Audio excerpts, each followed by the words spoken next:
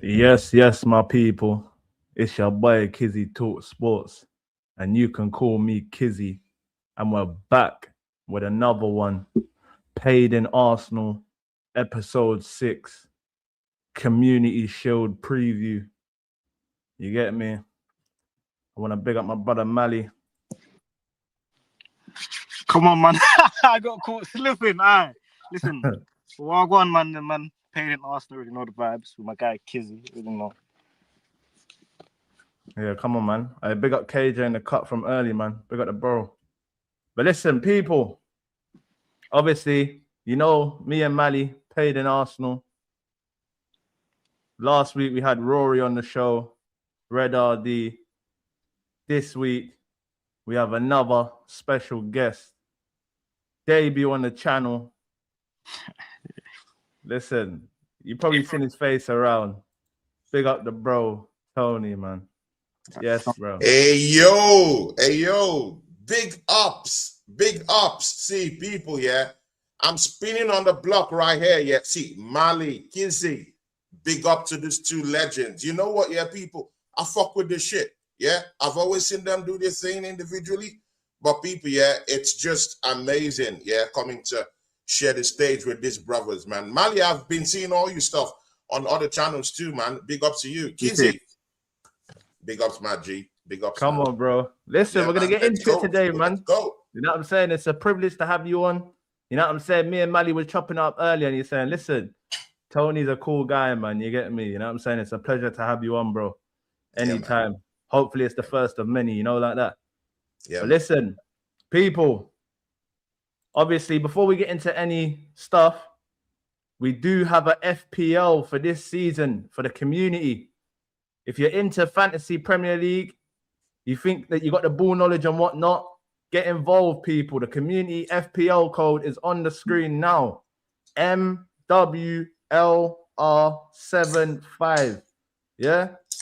Put the code in, join the guys, join the community, and at the end of the season, the winner will win a prize, courtesy of Kizzy. You know what I'm saying? I'm the man of the people. I love my community. Big up everyone. Make sure you're smashing the likes. Make sure you're subscribing to the channel. And let's get into it, man. You know what I'm saying? City, Arsenal, Community Shield, Premier League winners versus FA Cup winners. You know, the last time we was here, I believe, we was here off what? Finishing second place. We didn't even win a trophy. Yes. You know what I mean? They won the treble, innit? Yeah. City won the FA Cup and the Premier League. So obviously, second place took that spot. We won that one there. This time, we're coming into the Community Shield with a bit of, you know, a bit of class. You know what I'm saying? We're the champion. You know what I'm saying? So at the end of the day, talk to me, man. What we saying? Mally, do you want to go first, or I mean, how do we do it? I mean, yeah, we can shoot it. We can shoot it. See, people, yeah, this is the thing, yeah. City got a domestic double, whether we like it or not, last season, yeah. I mean, it's the thing, yeah. Arsenal hasn't been performing in this cup competitions. I wouldn't say it's because of our depth. I wouldn't say that. I wouldn't say it's because of. I mean, I don't want to put up excuses down here, yeah, about why we didn't, you know, slug it out with City for these domestic competitions. But people, this is the thing: we are champions. Yeah, we are freaking champions. And we have to move like those kind of, you know, the champions of old. This is it. Yeah. So, I mean, this matchup, yeah, I'm a little bit wary about some things. I know we'll talk about that later on. And that's because of Saliba is missing from that defense, isn't it? I mean, you could see the lapses in our games against Borussia Dortmund, yeah. And even Calafiori, even having a little bit of, you know, like here and there about Calafiori, mostly in those preseason games. But again, those are games just to test out those players, you know, match them up, see how they, you know, kind of like relate to each other. This is the business end right now, people, yeah. I'm taking this as a trophy. If Pep Guardiola, all those years ago, yeah, people, Pep, yeah, if he was saying that this is a trophy, man, this is my trophy right now. Yeah, I'm looking on winning it. That's what I'm looking at. So Arteta, just go do your thing. Go do your thing. I have a problem with our defense right now. It's not really looking that good. Mosquera coming in down there because that's a likely replacement for Saliba down there, bro. But I have a problem with Mosquera, man. You know, I mean, you saw that Champions League final. You saw what happened down there, man. I'm not yet inspired. And in the transfer window, you know, Konsa, Kwanse. I mean, these are not names that should really, you know, shake people on the boots and make these enemies quake. But the thing there is that let's just go in and see what happens. I still believe that Arsenal have brought in some certain form of defensive cover in bringing in Bruno Guimaraes. So, I mean, the ops are not going to be seeing many of the of the ball possession to actually intrude into our defense in it. But let's see how that goes. And that's if Declan Rice is being paired with Bruno Guimaraes. I know we'll get into all that. You know, let's just go with the preamble and just look at it from the outside. I mean, Mali, what do you think, man? I'm on the other side of the fence. Like, I don't care about this glorified preseason trophy. Blood, there's been international teams that have played in the Community Shield, so that's why I just don't care about it. Like, what I want to see is our first team players get a run out, get fit for the first game of the season, and I want to see something different from the style of play, because what we've been seeing in preseason, just a bit of the same from last season. Honestly, like, I know Saliba's out as well. That's going to be a problem. Ben White is giving me concerns. Honestly, like, I like Ben White, but that knee injury, man, you can see he has his aftermath, after effects. So I'm just ready for a competitive game. I just want to see something different from the team, and yeah, get some players fit and ready for Friday, man. Kizzy, bro, Kizzy. I mean, I don't know. One thing I do know is that, I mean, you take it to this ops real bad. Yeah, I like what you did to that Liverpool fan, that twat that came on here chatting shit with you, bro. I like how you put him in his place. But this is not about the ops right now. This is about Man City. Bro, Saliba missing, man. I have a problem with that. Do you have a problem with that, bro? No, because listen. I don't think Mosquera is, bro, I don't think he's at it, bro. Do you think he's going to protect us come tomorrow? Listen, for me, obviously, Saliba is a big miss. There's no denying it. You get me, yeah? He's a big miss. Big up Stricto, man. Come on, man. Big up Stricto every time, man. All right, doing Stricto, big ups, man. But listen, yeah, so obviously Saliba's a big miss. But for me, the best teams, when they miss their big players, they make up for it. Do you understand? When City are going ban for ban, winning league after league, and they're missing KDB, they're missing Haaland, they're missing these guys, they shut up and they get on with it. Because that's what champions do. Do you understand? Yeah. See if we was still challenging and we ain't got a league under our belt. I'm saying, oh yeah, now we got a league under. I don't care, bro. Saliba here or not, mash the work. It's as simple as that. Because at the end of the day, no one ain't just gonna give us anything. You know what I'm saying? We know we're the most hated. Say what you want as rival fans. You know what I'm saying? We win, they criticize us for winning. We lose, they criticize us for losing. So you can't win. Do you understand? So all I can say is the manager gets paid big money, yeah, to make sure that when you're missing these big players, we can get through the tough times. Do you understand? We played half a season without Saka last season. Yeah, we played half a season without Havertz, half a season without Odegaard. We still got a Premier League title. Do you understand? So at the end of the day, don't get me wrong, Saliba is a big miss.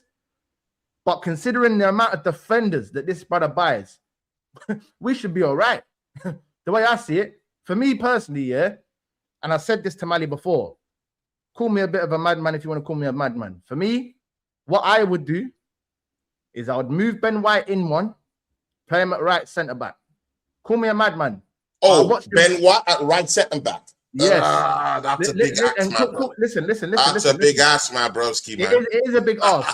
But what I will say is, if you've got a Timber there, a Gabriel here, and a Hincapi there, you can make up for a guy like Ben White because you've got three guys that can cater for this guy. Do you understand? In terms of brute force. Do you understand? Hincapi, machine. Gabriel, machine. Timber, machine. Don't get me wrong. Ben White can be a bit shaky. But if you ask me, would I rather go and spend 60 million on Ezri Konsa or play Ben White at right centre-back? I'm playing Ben White all day. I don't care because 60 million for Ezri Konsa is a joke. Is a joke. Do you understand? But again, Kizzy, that's the market we're in, though. I do understand that. I am bringing the conversation about the money into all this shit we're talking about, yeah. But at the end of the day, yeah, bro, if you want quality, bring in quality. Let's forget about this money thing. Let's forget about this PSR quality, though. Talking about.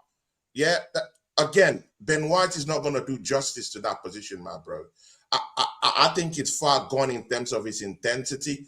I don't think he's much of a brute like Saliba, a silent brute who's gonna, nick into those challenges, who's going to face it head on, or who has a very big time recovery set up on free motion. I don't think Benjamin White has that thing about him. And again, I think he's lost a few steps due to all these injuries that has grappled, his fitness levels. I don't think so. Look at him at right back. Yeah, he used to bump forward. When we're playing serious attacking football with Mikel Arteta in 2020, 2023, 2024 season, he was always bumping forward.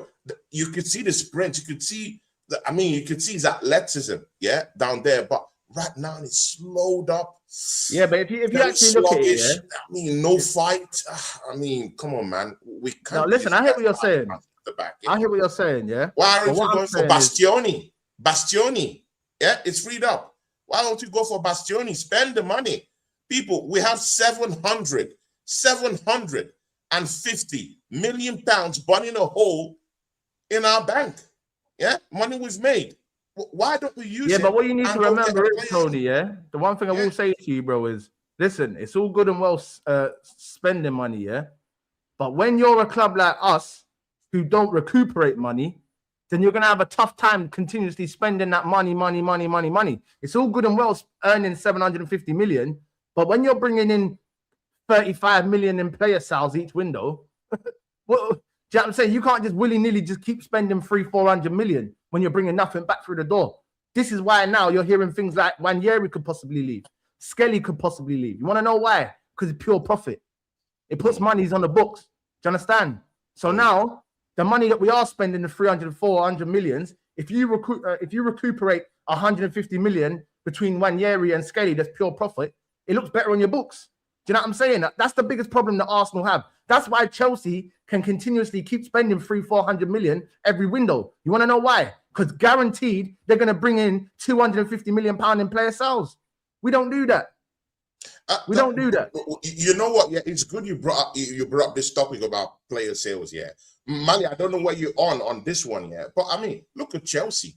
They are selling their scrubs and bums. Yeah, they're clowns for 40 million. Look at Garnacho, bro. That bum, absolute scrub. Yeah. Getting his transfer, bro. Next season, Aston Villa will be paying 40 million pounds. Do you know how much Napoli is pricing Gabriel Jesus though? 17. Is it 17? People, bro. Yeah, but listen, you know what that is? That comes down to people. Do you know how much? Yeah. Do you know how much Gabriel Martinelli on a good day costs in the market though? Let's be frank, people. Yeah. If this Chelsea Smellos are telling us that Pedro, is going to amount to 70 million pounds, bruv. Yeah, 70 million people. Do the maths. Yeah, and then Galatasaray is coming down to us and pricing us with 35 million pounds. Yeah, but you want to know why that is, Tony? It's because of our record, bro. It's because of our history. When you've got a bad history of selling, you can't just come in the market and think that you're going to start shotting my man for 70, 80. It don't make sense. See these guys like Chelsea. It does. It does, though. It does. Do you want to tell you why it matters? It has to do with the value of the player, though. No. But do you want me to tell you why it matters? Yeah. Why? You can't have a long history of letting man go on freeze, letting players run down their contracts, and then think you're just automatically going to pop out and start selling man for 70, 60, 70, 60. Don't get me wrong. Berta When he come in, that's what we wanted. As much as we wanted new players coming through the door, we wanted a man that was going to come in and actually get money for players that we no longer wanted. Yeah, because that's been our Achilles heel for a long time. How many players do you see Arsenal just get rid of? Run down the contract, terminate the contract. Tomiyasu, Tierney, Pepe, Aubameyang. You know what I'm saying? But that's why Bertrand was brought in, by the way, though. I mean, that's why. Yeah, I know. That's why he was brought in. But this is what I'm trying to say to you. So you can't just automatically have a history of selling bad, and then just because he's come in, automatically think it's just going to change like that. That's not how it works. What we're going to need to do, yeah, and this is probably why people like Ranieri and Skelly are supposedly being looked at, monitored on the market, because this is what you do, yeah. If you're going to do anything, you either got to sell a big star in your team, or sell the homegrown. You got to sell the homegrown youngsters that are worth a bit of dough. That's the only way that we're going to break our way into the market to the point where people look at us and say, yo, we can't take Arsenal for idiot. Because from time when we're shotting players like that now for big dough, you ain't coming in and taking fringe players for 30 million like a Jesus. Do you understand? Because let me tell you something now. See, if Jesus was at Chelsea, he ain't going for no less than £40 million. He ain't going for no less than £40 million, even as their fourth choice striker. He's 28 years old, 29 years old. They're getting at least 40 million for him.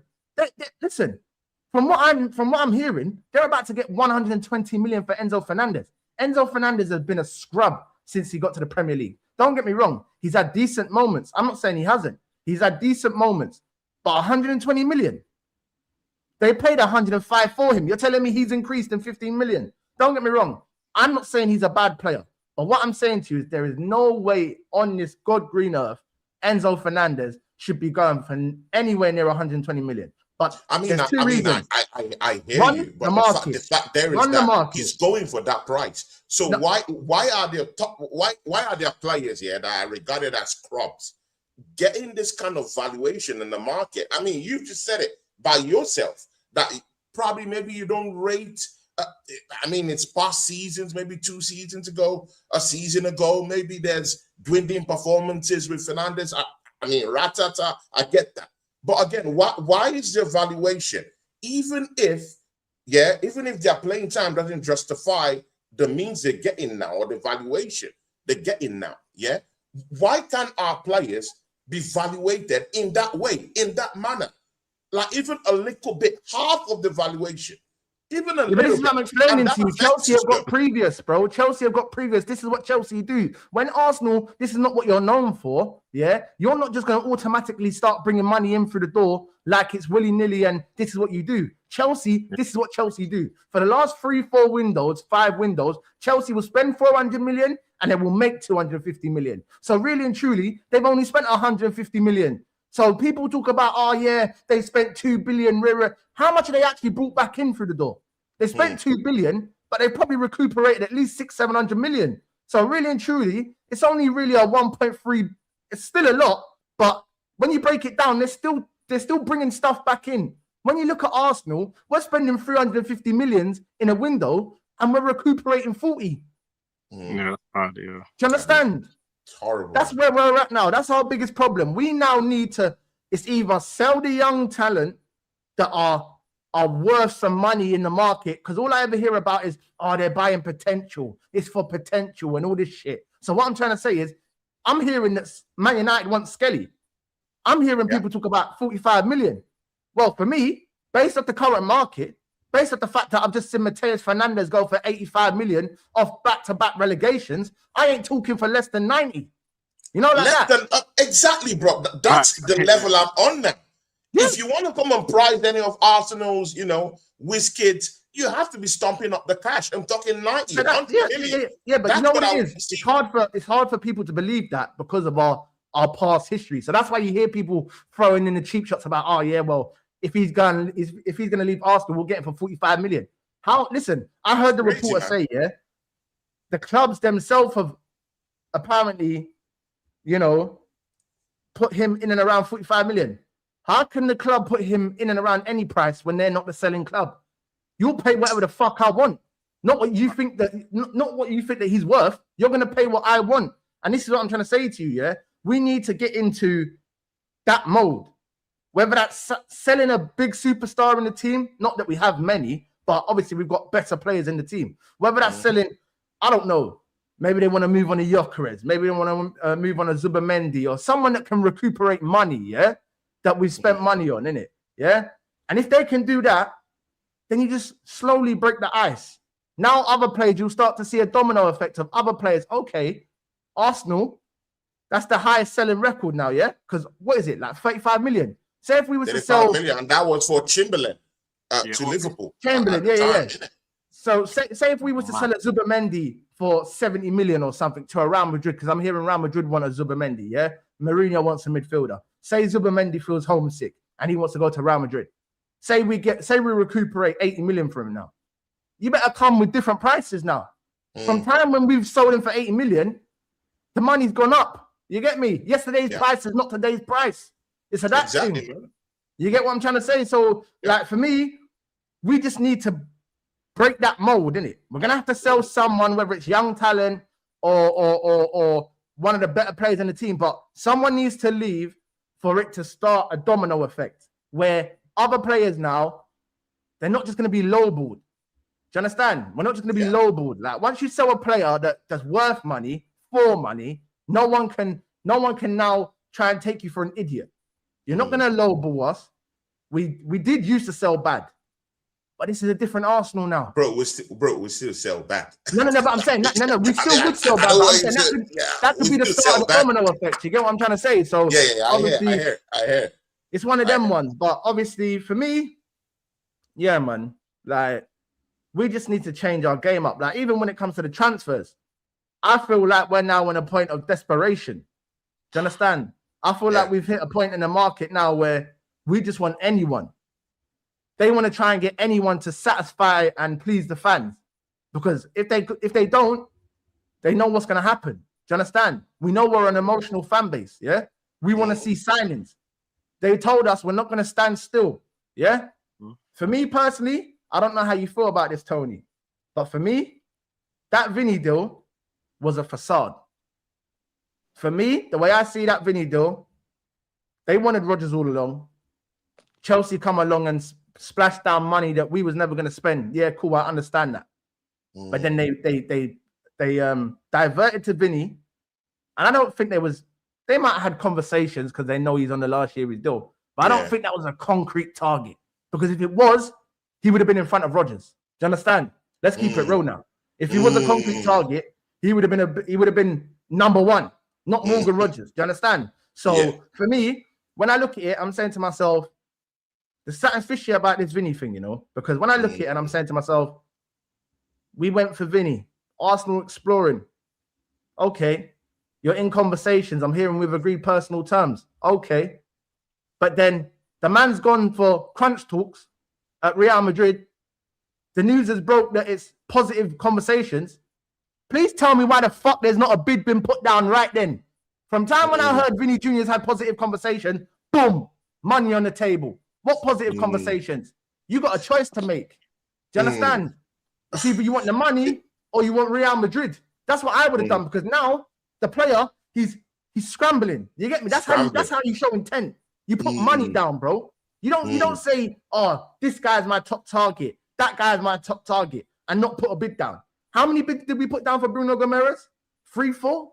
Whether there was verbal bids or actual bids, it was like 3, 4. Oh, okay. So you showed intent. You wanted that player.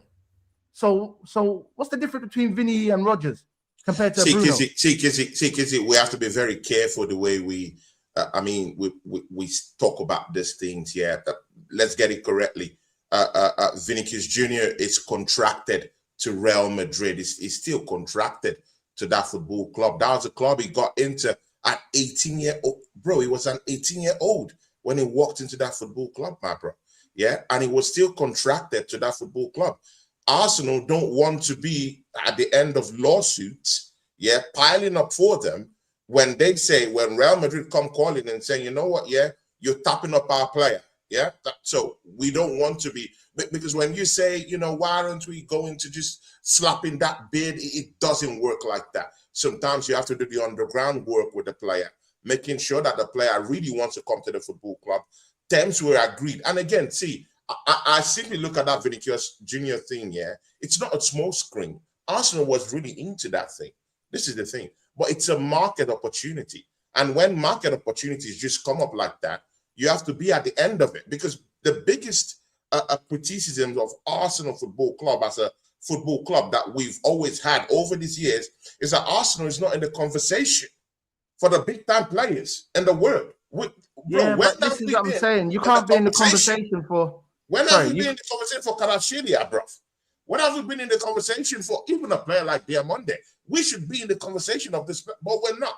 So for once, when that conversation for Vinicius Junior, which is a very, very good one, there's a market opportunity. His contract wasn't being orchestrated well with Real Madrid, yeah. So of course, definitely, Arsenal was like, hey, you know what? Yeah, there's a chance to at least get, probably the best left winger in the world right now, and as it sits in it. So that's for me. You put a bid down, Tony. This is what I'm saying to you, bro. Like, obviously, you're saying to me, yeah, that obviously we wanted him, yeah. Okay, so now I'm gonna ask you, Tony, yeah. All right, cool. So now I'm gonna ask you, Tony. Let me ask you this question, yeah.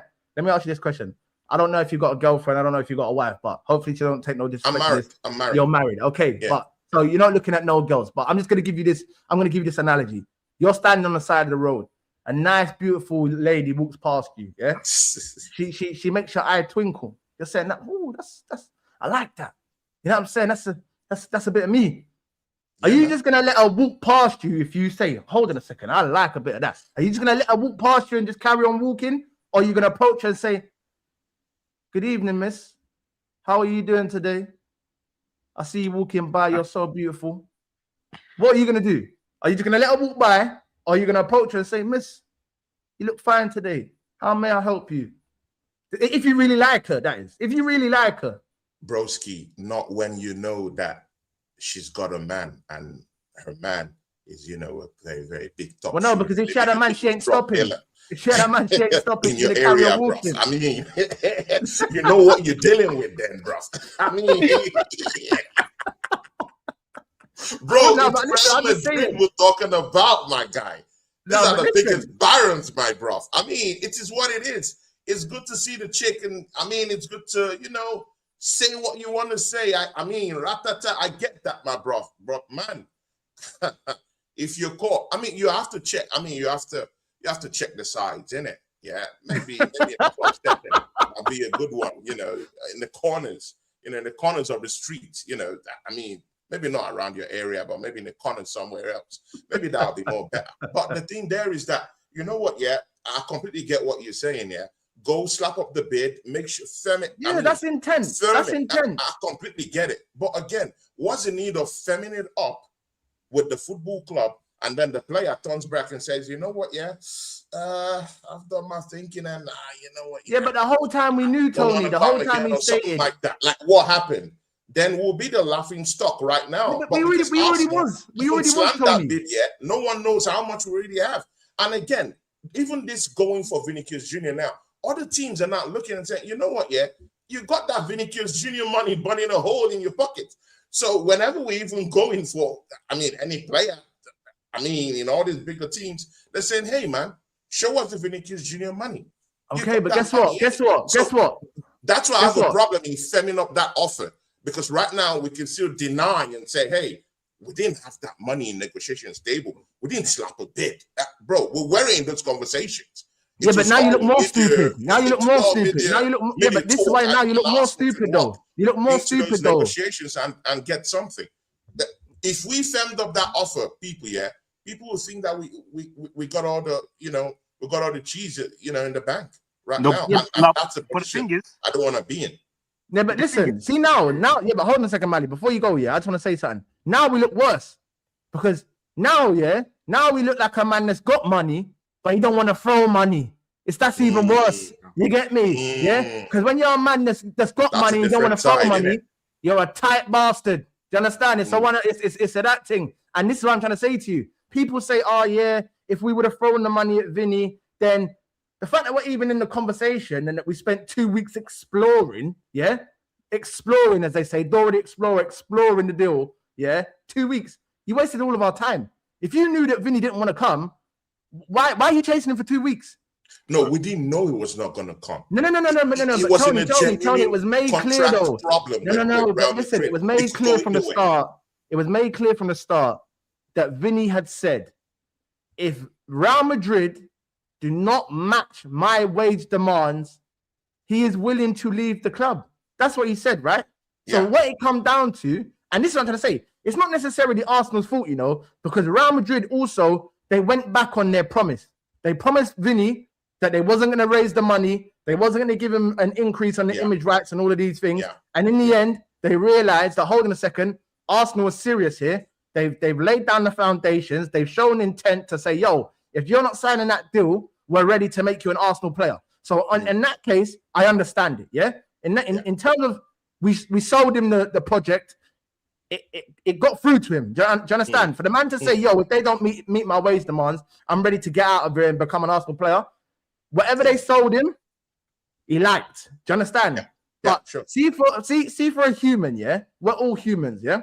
Yeah. All right, cool. You sold him the project now. You've sold him the project. But all that is words, yeah? All it is words. Okay. Now he's gone into the meeting with Real Madrid. He is still contracted to Real Madrid. We all know that, yeah? But he's also trying to get himself a better contract. Do you understand? They've gone in the room now, and after months and months of telling him, no, you're not getting that. You're not getting that. They've now gone back on their word because they've realized they've just gone and spent 120 million on fucking Yan Diamande. They know if they sell Vinny, whoever they bring in, that's another 130, 140. Do you understand? Yeah? So it's going to be even harder to replace Vinny than what it probably is to sell him. That's why they've gone back on their word and they've increased the money. They've increased the image rights because now they're going to try and do everything to keep Vinny at Real Madrid because of where the market's at. But this is where I'm saying Arsenal now, don't get me wrong, selling him the project, him understanding what he could possibly become at Arsenal, I understand. But you see me, from time I've heard that he's had positive conversations with Real Madrid. I don't give a shit if everyone else knows that I got the money. You want to know why? Because the fact that I've been in conversations and exploring a deal, it means man know that I got money. So now, instead of man knowing that I've got money, let me go and put the money down on the table for this guy. You want to know why? Because when he comes out of that room and he knows that Arsenal slapped down 140 million, it's no longer just words. It's not just small talk that they're giving me. They're showing me intent. They're showing me they want me to become the face of their brand. Yeah, because I can tell you many things. Who's to say it's going to come true? No, but you can look at it the other way around. If Arsenal goes in and slap that bid, it only helps Vinicius Jr. as a player be on a very strong negotiation point in renewing his contract with Real Madrid. So you're actually helping the player. And again, don't get it twisted. That player loves Real Madrid, bro. There's no love for Arsenal. Guys, let's get this correctly. There's no love for Arsenal. Yeah, he doesn't love Arsenal. He loves we have to throw the bag at him. We have to throw the bag at him. At Real Madrid. So if Arsenal go slap that deal, slap up, put up the cash, go bid for him, it actually helps him. It's actually better the way we actually did it. Yeah, because there's absolute deniability in everything, number one. And number two, you're not tapping up on the player, number two, because it's contracted to Real Madrid. That's number two. And number three, it's easy to just target it from the sidelines. And when things go wrong with them, tap, tap, boom, you get it. But again, we're just unlucky with that scenario, I mean, he loves Real Madrid, end of story, And they upped their offer and he wanted to stay. So, I mean, it is what it is. But my biggest problem with Arsenal is that when you're going for such a big time target like that, when you fail in such targets, your rebound needs to be, come on, bro. Now I'll spin the block. We're not getting anywhere near remotely close to that level, though. I'm gonna spin the block with you right now. When you're walking on the street, you have a girl, she's cute, and all that, and you're on the verge of a breakup, come on, man, when that breakup comes, and you see a girl, that is, maybe probably more better with the BBLs, or I don't know whether you're into BBLs, but maybe she comes with a park, innit, bro? You would drop your girl, yeah? If you have a problem with her and you think that, oh no, this is not going the way I want it, yeah? And it's going away. You're gonna break up with her and go with a girl that has a cute face and that's BBL. How about that? Yeah, that's what you're gonna do. But you know what? Yeah, Arsenal haven't done that. When you go so high, yeah, for a target like Vinicius Jr., bro, your rebound has to come with the BBLs. How about that? Your rebound has to come with the BBLs and the cute face. How about that? And yeah, but everything we're gonna get now. Listen, let me tell you something now. Yeah. How about that? Tony, let me tell you something now. See the things that we're getting now. The things that we're getting now ain't no one else trying to touch, bro. Do you understand? BBLs, man. It's one of them ones. The guy that we're on now, enough man done run through and like, brother, this. Nah, man. Do you understand? This is what I'm saying. This is why I would rather make myself look like a fool in trying to go all out for the big John. Instead of now, I'm here scrambling over a girl that I'm not even into. But now, because I'm desperate, I need something. You understand? That's where we got to now. It's desperation. We need something. You get me? Yeah? Yeah, man. Nice. Yeah? Is it that thing? Because listen. I mean, it is what it is, isn't it? But this is what I'm trying to say to you. See the nice that I'm looking for? I'm going to now have to drop my levels. I'm going to have to drop my standards because there's nothing left. I'm looking around and I'm scoping. I'm saying, yo, the pool for the gallem right now is not at my level, but I need something. I'm hungry. I'm starving. Do you understand? I need to eat. I need to eat. You get me? And this is what I'm going to say to you. Like, for me, obviously, everyone has their opinion in it. But for me, I would have just liked to have seen us show a bit more intent in that transfer, in it. Like, if you want him, put the money down. Like, just listen. It may make you look like an idiot. It may now, if you're getting in for other players, you might have to pay that extra 20, 30 million. I understand it. But I would have rather have made myself look like a fool putting money down and not getting the player than not putting money down at all, going back and forth thinking that we're going to get this guy for 2 weeks for him to go and do what we thought he was going to do anyway. Do you understand? You know what? I also think that Arsenal have learned their lessons with bidding for, full-fledged Real Madrid players. I mean, you guys remember when we were being linked with Rodrigo, innit? 2 seasons ago, a season ago. You guys remember, Mali? You remember that, yeah? When we're all out for Rodrigo, all in the news, yeah? This is the thing about going for Real Madrid players, yeah? Real Madrid are the big dogs. Let's don't forget this in this conversation. They are the big dogs, yeah? Players who are there want to stay there. They want to make history there. They want to win trophies down there, yeah? When we were up for Rodrigo, we didn't even bid for him, number one. We had to first go get in contact with the player. Do you know what the player told us? He said, hey, I want to stay at Madrid. Two seasons back-to-back being linked with Rodrigo. He said, I'm sorry, I don't want to come to Arsenal, bro. I want to stay at Real Madrid. So but you know what that is? That's comfortable. That's comfortable. That's what that is. Bid for the player, with Real Madrid, and then the player comes to you and says, you know what, I don't want to make that move. The same thing Gabriel Martinelli has just done to Galatasaray. Galatasaray have come in, slapped in a bid for Martinelli. Yeah, good. They threw in a bid for Martinelli, no problem. Martinelli's campus come out and said, you know what, guys, I ain't going to Galatasaray. I'm not going there, bro. What do you have to do? Now, who looks like the shitty guy right now? It's Galatasaray. Because you're coming in for a player, you've shook a bid for a player that doesn't even like your football club. I think this see this here. Obviously, I don't want to badmouth the club, yeah. But at the same time, I have to speak on what I see. That's my guy. Yeah, big guys, subscribe to Kizzy Talk Sports. These are real people, yeah, real people. Mali, Kizzy, real people. Subscribe if you're from my channel. Hey, listen. If you're from my channel, subscribe to this channel, yeah. These guys are doing great job out there, yeah. Big ups. If you're from my channel, subscribe to this channel, yeah, people. Big ups. Come on, big up Tony every time, man. But listen, obviously, we spent 40 minutes, speaking about our frustrations and whatnot, yeah. It's just listen, it's typical Arsenal, you get me? Yeah. But let's get into the game tomorrow. Obviously, we're coming off the back of a pre-season where we've lost 2 games on the bounce. 3-1 against Betis, 3-2 against Dortmund. I don't know how you lot feel. Me personally, when I look at pre-season, I'm not necessarily looking for results. I'm looking for patterns. I'm looking for repetition. And I'm looking for players to come through pre-season unscathed, fit, and healthy, yeah? Mm-hmm. I'm not necessarily looking for us to be smashing, man, 6-7-0. Don't get me wrong. I would love to see it, yeah? Who don't want to see their team win 6-7-0? But at the same time, you need to understand not only are players coming back at different times, but it's also a season off the back of a World Cup. So, you know, these players are not going to be at peak performance. And if, listen, I'll be honest with you. If your players are at peak performance in preseason, you've got a problem. You've got a problem. Yeah. I don't know what anyone tells you, but players at peak performance like that in preseason, that normally means burnout.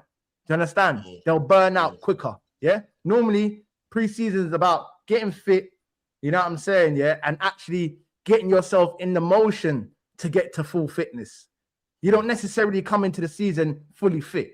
You want to get yourself, you know what I'm saying? You take yourself on the mission, and by the time January comes, and that January, February, that's when you're in the rhythm, and you know what I'm saying? It's the home straight. You get what I'm trying to say? But for me, tomorrow, this game, it's not like the other games. This game tomorrow, for me, we need to set down a precedent tomorrow. Do you understand? We need to lay down a marker. Yeah? And I know there's this hoodoo about, normally the team that wins the Community Shield. You get what I'm trying to say? Normally the team that wins the Community Shield don't go on to win the league. We better break that hoodoo this season. Do you understand? Exactly, man. We better break that hoodoo this season. Tomorrow, when we go to Wales, I want to see us lay down a marker. Do you understand? Maresca, it's not Pep that we're playing. We're playing against Maresca and a new City team. Arteta, lay down the marker. Let the brother know if he's going to come and try and take your title, he better bring a fucking army. It's as simple as that. Him, the players, and an army. Because for me personally, don't get me wrong, I want to win the Premier League, yeah? But that Champions League is what I really, really want. I'm not going to lie to you. After last season, penalties, heartbreak, you know what I'm saying? It's nasty to go out that way, innit? And that's the one I'm really chasing. But when I look at the Premier League, for me, when I look at the landscape of the Premier League, I think 5 of the big 6 clubs all got new managers. Or should I say 4? Well, 3 of the big 6 clubs have got new managers that have started this season, and 2 started about 4 to 6 months ago. So really, they're new, innit, yeah? But between all the other 19 managers in the league, none of them have won a league title in England. They're all bums, the clowns. You understand? I mean, let's get that straight up, bro. They're all bums, yeah. None of them have won the Premier League. So now I'm looking at Arteta, and I'm saying to Arteta, yeah, I might have my doubts and whatnot about you, even though you did win the Premier League, because I can't lie to you, you've scarred me more time than you've given me good times. Do you understand? And people can't forget. Do you understand? I'm human. I can't forget. You know what I'm saying? And for me, this season, Arteta needs to show people who runs this fucking league, bro. Do you understand? This season, show these people whose time it is. Do you understand? Because it's our time now. Do you understand? I think as fans, we believe it. Don't get me wrong. I know the transfer window has been a bit underwhelming, but I've still heard a lot of Arsenal fans say, even without the big name signings, we still got enough to win the league. So if that's how we all feel, for me, lay down that marker tomorrow. Do you understand? Because these are your closest competitors. Man United might gas up the thing and talk about they're going to be here and do this. Forget about it. Liverpool, they might try to run at them out and forget about it. Chelsea, they run at them out every year and they're still not there. They've been trying to, you know what I'm saying? They're not going to be there. Bro, you know what? Yeah, Kizzy, you know what? Yeah, I don't even want to hear you chat about Chelsea. Come on, guys. Really, bringing in a bunch of ancestral spirits into your football club is going to come and chat with us. Bro, you people got me fucked up. See, Chelsea fans, people, if you know me and know my channel, I hate Chelsea. I don't like Chelsea. I don't like those mans. I hate them. Yeah, people, really, I don't like Chelsea. Yeah, go Enjoy with your ancestral spirits, yeah, that you've got it. Man is getting Henderson and all this ancestral, bro. F that shit, bro. See, people, we're winning the league this season. I don't care what this man's are talking about.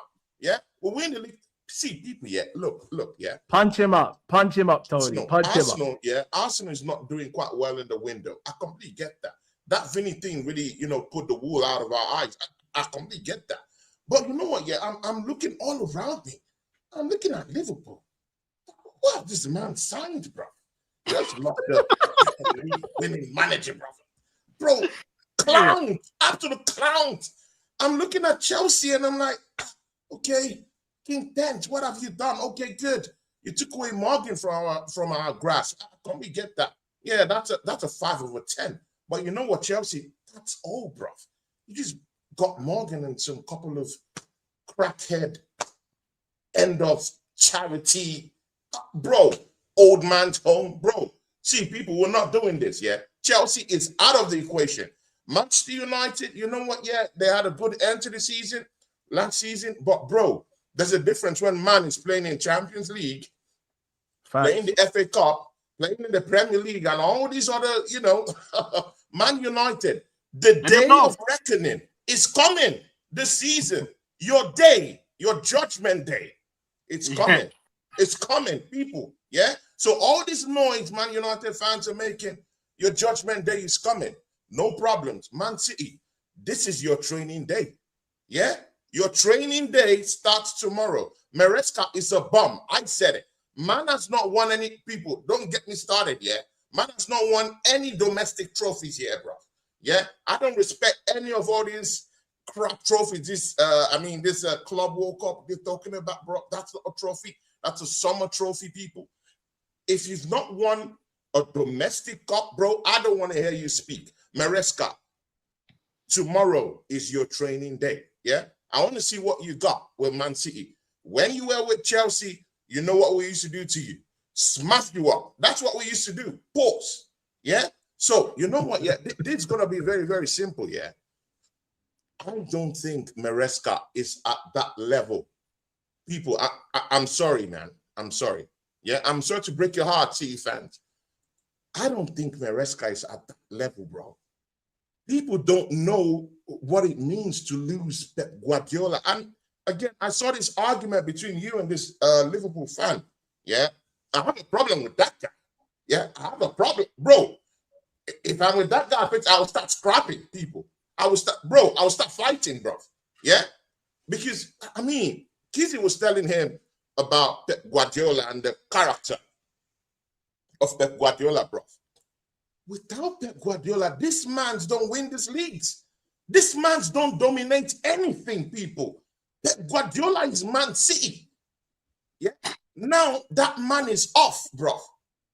That man is nowhere near. Yo, if they lose Rodri as well, even Rodri's leaving them, bro. They've lost all the champions. They've lost all the soldiers, people. Come on, man. What are we doing here, bro? What are we doing here? Yeah. Pep is off, bro. Maresca is no Pep. This man is no Pep. So that's why I'm going into the season chilling, sipping on something, drinking something. You see, we're gonna be relaxing, man. Spill your juice, man. I'm telling you, bro, we're gonna be relaxing this season, yeah, because I'm not even that crazy about the market. I'm not mad about it because I'm looking at all our rivals, people, and they've not strengthened enough. They've not gotten the money up. They've not gotten the assets up to actually talk to man at all, bro. I'm not afraid domestically. By the way, in the Champions League, that's where I now have a bigger problem. That's where we're on the same page. Teams are now building up on the blocks. People like Real Madrid are now looking at and saying, you know what? Yeah, we failed. Yeah, and as a big team, what do you do when you failed? I mean, you put the money up, yeah, and you start doing great business. Now they've brought in Diamonde. I mean, they just resigned Vinicius Jr. to a big contract in it, and General Mbappe is still down there. So, I mean, they've kept their core and they've also improved on it.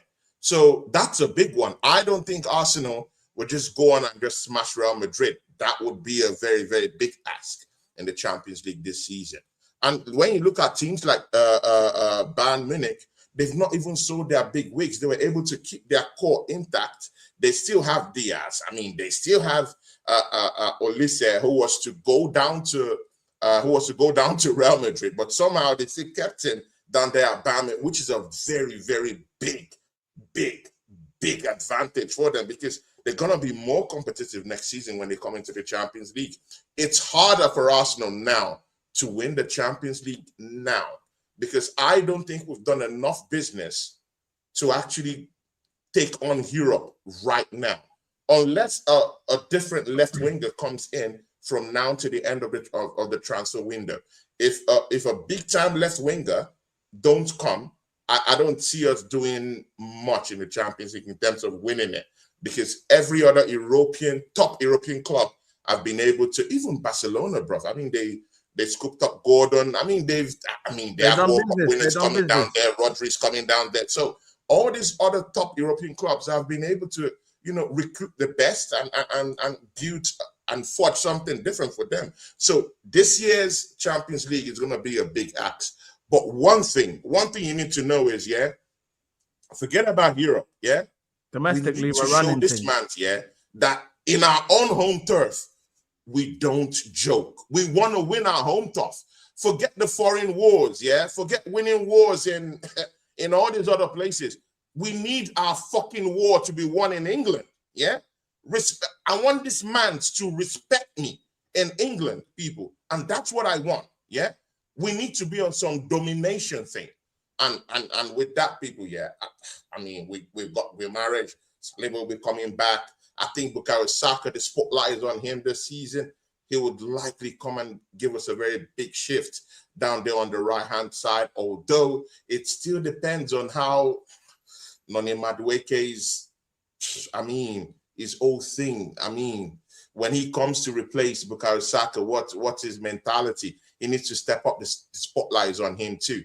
In terms of, if he doesn't give us a good season, he might be the one leaving next season. Martinelli, I don't know for whether we should sell him this season. I'm still looking at it like, if you're not getting in a big time left winger, he has to stay. If you're not getting a big time left winger, Martinelli has to stay. I'm sorry, man, because I'm not going to be short on that left wing when we do need someone to come in place of Charles. So ask Mali. It's what it is, isn't it?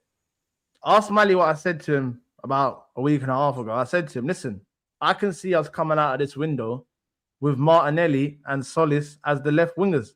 Soon as that Vinny deal, soon as I heard positive conversations had happened between him and Real Madrid, I said to Mali, it's a Martinelli and Solis thing. We're running it. Because there's now, listen, you're not getting anywhere near remotely close for what you was exploring. Do you understand? They're trying to quote Barcola for 140 million. If someone at Arsenal's hierarchy says we want to spend 140 million on Barcola, slap the shit out of them. Do you understand? Barcola, for me, I'm not paying 140 million. People might have their opinions and that, but listen, this is my personal opinion. I don't rate Noni Madueke at all. But I'll tell you one thing. You put Noni Madueke in that PSG team, he's getting Bradley Barcola numbers. It doesn't matter how shit he is. Do you understand? And people can tell me, nah, I'm telling you right now. Put Noni Madueke in that PSG team and he's getting Bradley Barcola numbers. And people saying, oh, no, he's not. No, he's not. Madueke is playing in a team where he's a right winger, but he's playing at right wing back. Yeah? I mean, when he was playing in PSV, I mean, he did numbers there, innit? When he played in PSV, innit? See when your wingers are playing as wing backs the way we do, because Arteta wants to defend. The structure is all about defending. This is what I was saying to Rory and Mali the other day. Do we actually shout out Rory? Big up Rory every time. I said to them, do we actually have the best defense in Europe? Or is it we have the best defensive structure in Europe in terms of the whole 11 off the ball? You know what I'm saying? Moving side to side, you know what I'm saying? Closing down, stepping up together. Yeah, we may have the best defensive structure. But if we're to go man for man up against the best attackers in world football, I think we get ripped apart. I'm not going to lie. That's why I feel like I don't necessarily think we have the best defense in Europe. I think we have the best defensive structure in terms of the whole team off the ball. You understand? We don't defend in ones. We defend in a pack. You understand? We defend as a pack. Yeah? So the way I see it is, for me, Arteta's biggest thing this season is not necessarily bringing in a £100 million player from there, £100 million player. His biggest problem this season is playing a better brand of football. Do you understand? Yeah? His biggest, if he can, and I'm not going to say completely pivot away from what you're doing, but if you can find your form of 2023 and 2024 and mix it with your form of 2025, 2026, we will take over this whole fucking league. Do you understand? Yeah. If we can mix this, Kizzy, I hear you, but I have to go against you with this one. Yeah, I don't think that's Mikel Arteta's biggest thing to do this season to actually change our style. I mean, that's just feeding into this rivals' opinions, because their opinion of our football club is that we cheated our way into winning the league. That's what they're all saying. Yeah, they're saying we play haram football or whatever. I'm not going to feed into that energy. Yeah, you don't win the Premier League by not playing football. You played football and you won the league. But this is where I differ with you. I differ with you in that the biggest challenge this season for Mikel Arteta, it's not about his playing style. It's about keeping the crop of players we have right now. Keeping the crop of players. Listen, guys, keeping the crop of players we have right now fit throughout the season, both in Champions League, both in the Premier League, both in domestic cup competitions and in Carling Cup. It's going to be harder when some of these guys all leave the football club, like Martinelli, Jesus. Then you'll be having a problem on who you to bring in those Carling Cup games when you need to really rest one or two big-time players. You now see that you have to use some of your big-time players in your first 11 to still play in those Carling Cup and FA Cups. And that's a bigger problem. So how big is our squad depth? And number two, do you think that injury that blighted our season last season is going to come showing up this season? That's the biggest challenge. Bro, Kizzy, Mali, Odegaard, bro, our captain in our football club. Bro, man did not even play half of the Premier League season, bro. We're here. No, seriously, guys. Yeah? Bukayo Saka, bro. Look at his numbers, bro. We still won that league last season. The biggest problem is keeping this crop of players fit enough to be able to see another day and play fit. If we keep them fit, we'll win this league easy. It's not about the playing style, because on a good day, we can defend, get one or two goals and defend, and we seal the win. It's okay. We don't need to change anything. Just keep winning. That's my own. Keep winning. That's all. But you must be able to keep this group of players injury-free. That's my own thing. I do understand what you're saying in terms of keeping. I do understand what you're saying in terms of keeping the players fit. But if there's one thing I will say that they've done correctly, which was addressed last season, is we brought in enough bodies to the point where if we do have an injury crisis, listen, people need to remember we did have injuries last season, you know, but because we done what we was meant to do in the market in terms of bringing bodies in, no one actually realized. We got through certain games. Do you know what I'm saying? We was missing Saka for what? 4 or 5 months. Odegaard for 4 months. 3 months. 3 months. For 3 months. Marino for 3 months. Do you know what I'm saying? There was big players that missed a chunk of the season last season. Let's not go on like we didn't have injuries. But guess what? They done what they needed to do in the market in terms of, see, last season. Last season wasn't necessarily about quality, you know. It was more depth. Do you understand? It's more about depth. It was more about depth. Whereas this season was meant to be about quality, enhancing the quality and the ability levels of the squad. Cool. We haven't been able to do that. Yeah. In terms of getting the better players, i.e. your Vinnies, your Rodgers, whatever we was looking at, especially on that left side. Because for me, our biggest problem coming into this season was that left side. I don't know about you, but I wanted a whole new left side. I want Trossard gone. I wanted Martinelli gone. Even though Trossard put numbers up on the board, I understand it. But when it's your time to leave, it's your time to leave. You left with a Premier League title, a Champions League runner-up medal. You've overstayed your welcome in my eyes. Thank you very much, Leo. God bless you. You know what I'm saying? You're a cult hero, but it's time to move on. Same thing with Martinelli. Yeah.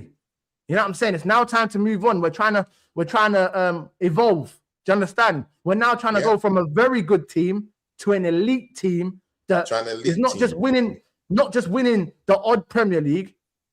We're trying to go on a domination now. We want 1, 2, 3, 4. Do you understand? We don't just want it to be one and done. We want it to be 5, 6. That's where we're trying to get to.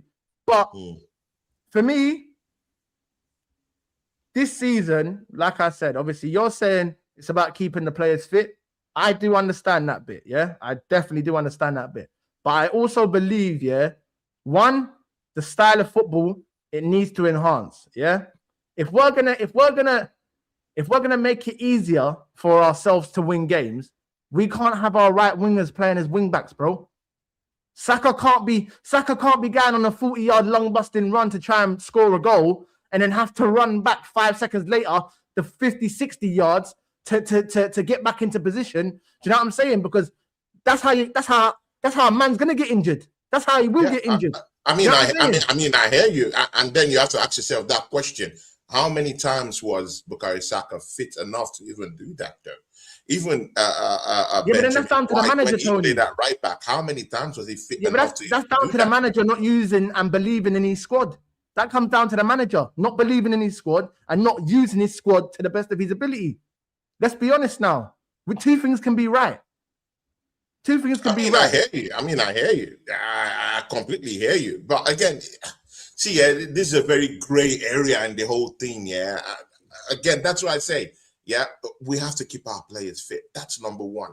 No matter the kind of depth we bring in, and again, this is where it comes into your own argument. If the manager doesn't somehow, for some reason, kind of like just rotate the team in a very seamless way, we're gonna have these problems, bro.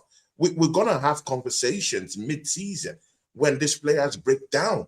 Yeah, because it's gonna be it's gonna be a big thing. Because right now I'm looking at Declan Rice here and the minutes man has played, bro. Man has played how many minutes, bro? Yeah, but that's down to your manager. This is what I'm saying to you, Tony. Bro, that's down to your manager. That's down to your manager. Just consistently just keep using him and using him and using him. Listen, don't get me wrong. I never wanted Norgard. But what's the point in bringing in Norgard if he's going to make his first start in the Premier League in the game that you win the league at Selhurst Park? Game week 38, he made his first start in the Premier League. What's the fucking point in bringing him? What was the point? What was the point? I hear you. But again, if you're starting a league game and man is putting Norgard rather than starting with Zubimendi, Rice, no, I hear that. And whatever is put in down there, I mean, you will be the first person to complain. Why is this freaking manager? No. But I'm not saying play Norgard at Anfield. I'm not saying play Norgard at Anfield, play Norgard at the Etihad. But hold on a second. When you're going to play Wolves at Molineux, when you're going to play Burnley at Turf Moor, when you're going to play who else? Who else was in the league last season? I mean, Wolves. I mean, all these bomb teams. I completely get you. But you know what? Yeah, that's why that midfield. That's why the old terrain in our midfield has changed right now. Enough of all these bomb players. Thank you, Norgard. Whatever, good for you. Thanks, you've gotten what you wanted. Thanks, Ratata. Good, no problem. Right now, look at our bench. Look at the depth we have in that midfield now. People, if you're not gone slinging, this season, you're out of that midfield, bro. I want to see elite players all over. Like Norgard, we all know Norgard's level. Man is not, to be very sincere, man is not on Zubimendi level. Man is not on Bruno Gomes level. Oh. Man is not on Merino's level. People, let's not do that. Let's not do that down here. Right now, what we have right now in our midfield, we have certain players that are almost equal in terms of the quality. Oh, Tony's in the gulag group, but I don't know what happened there. Down. The Premier got him still. The FA got him. Yeah, let me. I don't even know what happened there, but I just jolted my table, my camera dropped. Listen, people, while we wait for Tony to refresh on that, because obviously, yeah, he's just, I don't even know what's happened there. Make sure you're smashing the likes. Make sure you're subscribing to the channel, man. I don't know how many likes we got, but listen, mods them, govern the chat. You get me?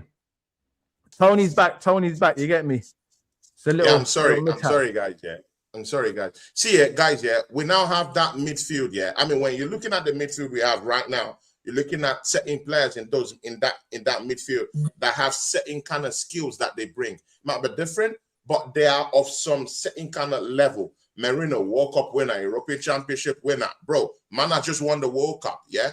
Man is still down there. Whether I like it or not, we can use him offensively or use him in midfield. No problem, people. We have Zubimendi. First season, yeah. I mean, there was a drop-off, at the tail end of last season. This is just his first season, bro. And people are all judging Martin Zubimendi, bro. In his first season, bro. Man has not seen this kind of volume of games ever in his life. What are we doing? Yeah. So we still have that. We still have Zubimendi down there, yeah, people. Declan Rice will be coming back. I don't know the version of Declan Rice will be getting back. This is the problem because man has played all these games in the World Cup. I mean, a very strenuous season in the Premier League. That's problematic, people. Yeah. So I don't know what we're getting, but if we can be able to keep him fit, that's a +1 you have down there. Bruno Guimaraes, cool. I mean, we now have this set of players that we can now really count on. And of course, Eze, cherry on the top. We can use him on the left-hand side. I mean, that's one good thing about it. We can always use him to drift down the left-hand side, or we could just put him at the top of that midfield diamond when we want to go on an all-out attack, or we need to get a hat-trick over Tottenham Hotspur. So I'm cool with my midfield. I'm totally cool with my midfield. I'm just very wary about our attack right now, and Saliba not being there in the first few months. That's just the only problematic thing. Apart from that, we all good. But again, this is a big conversation. I want to know what you two think. Victor Osimhen. People, yeah, that's a big one because I'm not totally confident going into the Premier League season with Victor Gyökeres as my main guy, as the only option. I mean, I want to hear what you guys think before I jump into that one. Listen, obviously, for me, if you know me, then you know I was a big advocate for Victor Gyökeres. Obviously, I watch a lot of Championship football, innit? Yeah. So I was watching him Coventry days when he was on loan at Swansea and whatnot. Like, I've known about Victor Gyökeres for a little while. Do you understand? Before Sporting, yeah. And for me, before he come, you know what I'm saying? There was promising signs. Obviously, listen, this notion that every number 9 has to be R9, Jogger Benito, silky touch, nice little drop the shoulder. Not every striker has to be like that, bro. Alan Shearer weren't built like that. You get me? The man that scored the most goals in the Premier League era in Alan Shearer. Tell me how many times Alan Shearer dropped the shoulder, Cruyff turned, slapped it top bin. Not many. You get me? Yeah. He might score the odd, banger, but he's a fox in the box. Give him the ball in and around that 18-yard box, and you're dead. Do you understand? Yeah. And for me, I'm not saying that Gyökeres is Alan Shearer. I'm not saying that. But when you have a striker that isn't technically at the level as to say your other players in the squad, you now need to play to your striker's strengths. Do you understand? Yeah. And for me, in the first half of the season, we did not do that. The manager did not do that. He didn't play to Gyökeres' strengths. Yeah. And I'll just give you the common knowledge. Look at the first half of the season and look at the second half of the season. The back end of the season, your manager changed his style. He went from touchline wingers to inside forwards. Do you understand? The players were no longer hugging the touchline. Look at the game that we played against Man City. If you watch the game that we played against Man City, tell me how many times the players were hugging the touchline. There was none of that. There was none of that. The wingers were tucked in. The number 10 was behind him. Not at City, sorry. But that's see the way we play against City. That's the way we need to play with Gyökeres. That's the way we played against Fulham as well, yeah? When he changed the style. You get me? He moved these players from being touchline wingers and he tucked them in. The attacking line, the attacking six was more of a compact. It wasn't a square, it wasn't a rectangle, but it was a funny shaped box that worked. Do you understand? It worked. Yeah? And that's when we got into the rhythm and we went on and we won the league. Do you understand? Yeah? If you can use that formation, or not necessarily that formation, but if you can somehow get that and apply it to Victor Gyökeres, I think he's shown. Listen, I'm not saying that he's R9. I'm not saying he's Haaland. I'm not saying he's Harry Kane. But give him the ball and he'll score goals, bro. The guy, listen, say what you want, yeah? But the guy doesn't score over 100 goals in 3 seasons, yeah? If he's a shit striker. I don't care what league. Listen, take it from someone that's played football, that played as a number 9, that played as a striker. The hardest thing to do in the game is score goals. It don't matter what league you're in. You could be in the fucking Championship. You could be in League 1. You could be in League 2. The hardest thing to do is score goals in football. And that's why the guys that play striker get the big bucks. Yeah? Because it's the hardest thing to do on a consistent level. Last season, first half of the season, you can definitely say he was nowhere near the level. Yeah, cool. He scored about 5, 6, 7 goals, but everything was off. The touch was off. The link up was off. The understanding of the teammates was off. There was no one like, bro, in the first half of the season, it looked like the players weren't even trying to pass to him. You get me? I can look. But would that be based on they don't really trust him? Yes, it could after seeing something, it could definitely be misses from him. I don't really feel that they really trusted him to. I do hear that, yeah. I do hear that, but this is what I'm trying to say to you. This is where confidence, comes into it, yeah. When a man's low on confidence, you're not going to get the best out of a player, yeah. When you look at the second half of the season, what happened? The players were giving him the ball. Yeah, the ball. At any point, they were giving him the ball. It's get the ball to Gyökeres. He's going to bring us into the game. He's going to get us up the pitch. Because you want to know why? Because the manager laid down a foundation where all of these players that didn't understand the striker, they now understand the striker. Yeah? Yeah. He's not R9. He's not Messi. He's not Ronaldo. He's not going to chop and bang, bang, bang, beat 3 man and slap it top bins. No, you might have to walk him to the water well. But you best damn know once he gets to that water well, he ain't going to stop fucking drinking. And you ain't going to have to help him drink. Do you understand? Yeah? You might have to carry him to the water well. But by the time he gets to that water well, he ain't going to need you to help him drink. He knows how to drink. Do you understand? And this is what I'm trying to say to you. Sometimes you just need to understand. And cool. It could also come down to Gyökeres at the same time. I'm not putting it all on the manager. But what I'm trying to say to you is in the second half of the season, Gyökeres swallowed his pride, pause. The manager swallowed his pride. And together, we created something that allowed us to go on and win the Premier League and get to a Champions League final. It's as simple as that. You get me? It's not rocket science. The proof is in the pudding. Towards the back end of the season, whatever we was doing with him and whatever the manager created, it worked. Remember, we went to it worked. That because we won the Premier League. If we didn't win the Premier League, I think the spotlight would be on him too, though. But like, how many goals have you scored? Again, I'm not trying to discredit anything. I'm just trying to say, if it went the other way around, you wouldn't be speaking this tough about the situation. Yeah, but I guess we'll never know, You're Tony. You're about other options right now, though. That's what I'm trying to say. Okay, what if things turned differently last season? Yeah, we didn't win the Premier League. Yeah, what would be your thoughts on Gyökeres? I want everyone gone. I would like to have everyone gone. Point of my attack. I want everyone or would you say, hey, I need other options? Who? To help me win the league. Listen, if we hadn't won the league last year, I want everyone gone. The manager included. Get him gone. Do you understand? I want everyone gone. Factory reset. Get him gone. Do you understand? Get him out. The only person that could have stayed last season, or the only people that I would have wanted to see this season, yeah, if we didn't win the league, Raya, Gabriel, Saliba, Rice, Saka, and Max Dowman.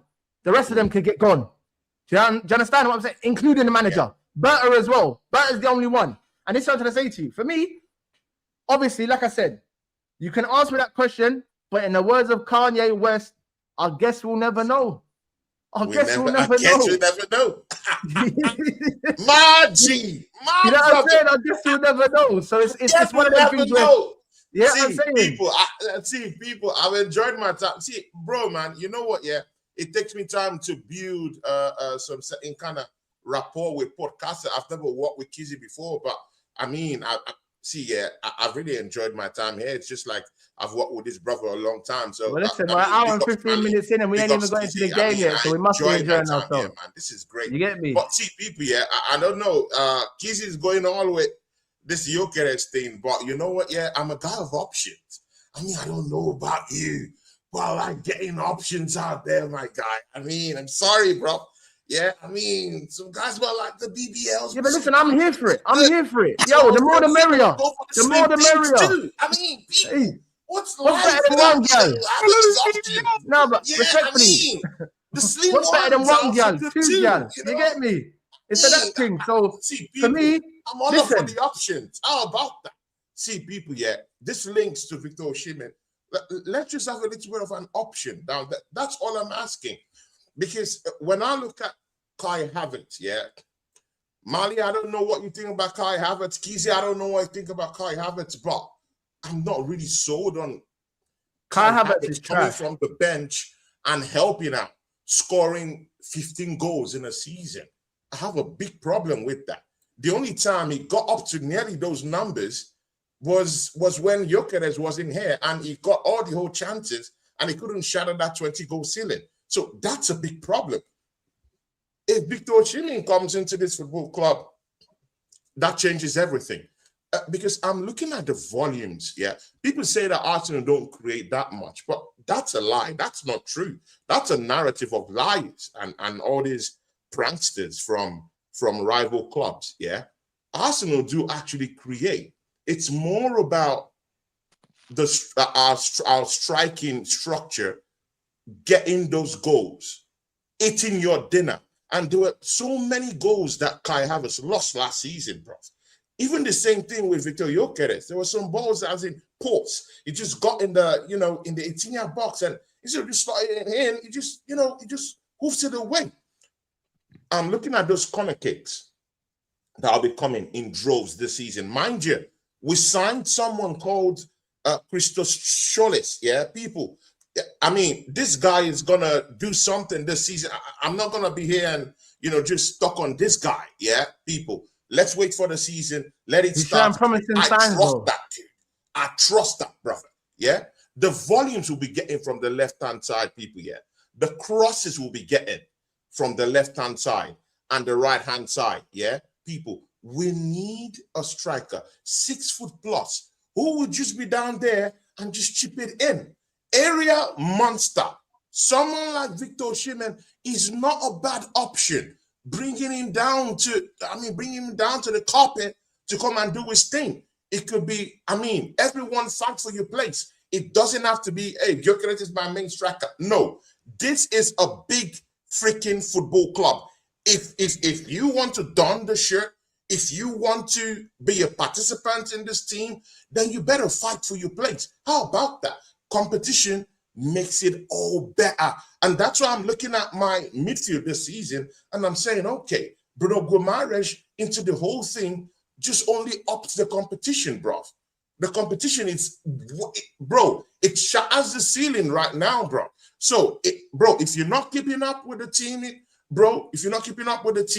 yeah, with the intensity we're playing, man, sit down on the bench. And that's why I need Victor Osimhen down here. Put a little bit of pressure under Victor Gyökeres and let's see what happens. Because under such competition, bro, we might see this team start scoring goals. And again, I'm not even worried about the creativity now because we now have someone in Bruno Guimaraes who doesn't dilly-dally in the midfield. He's that guy that likes to transport the ball. We're going to be seeing shots from outside the 18-yard box. We're going to be seeing that controlling midfield. And again, I think it's a more better 8 than Declan Rice. So we're going to be seeing someone who is going to be, running that number 6, running that number 8. He can shoot, he can score goals. If you look at Newcastle, he has always been at the back end of every attack they've had.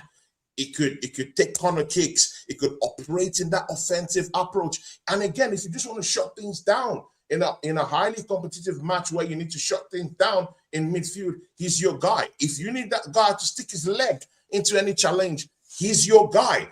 He's not that kind of guy that, because I've seen our midfield in some cases over 2-3 seasons, and we like doing this sideways passing, back pass to David Raya and all this goofy shit we normally do just to reset, yeah?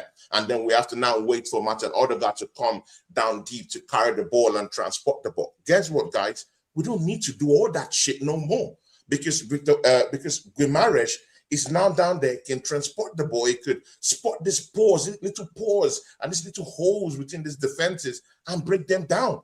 So naturally, because you're talking about Mikel Arteta changing his approach, naturally with Bruno Guimaraes, he gives us a whole lot in this team than people understand right now. It completely transforms our attack without people even realizing that, because it's going to be high octane football, push. That's what we're going to be seeing right now.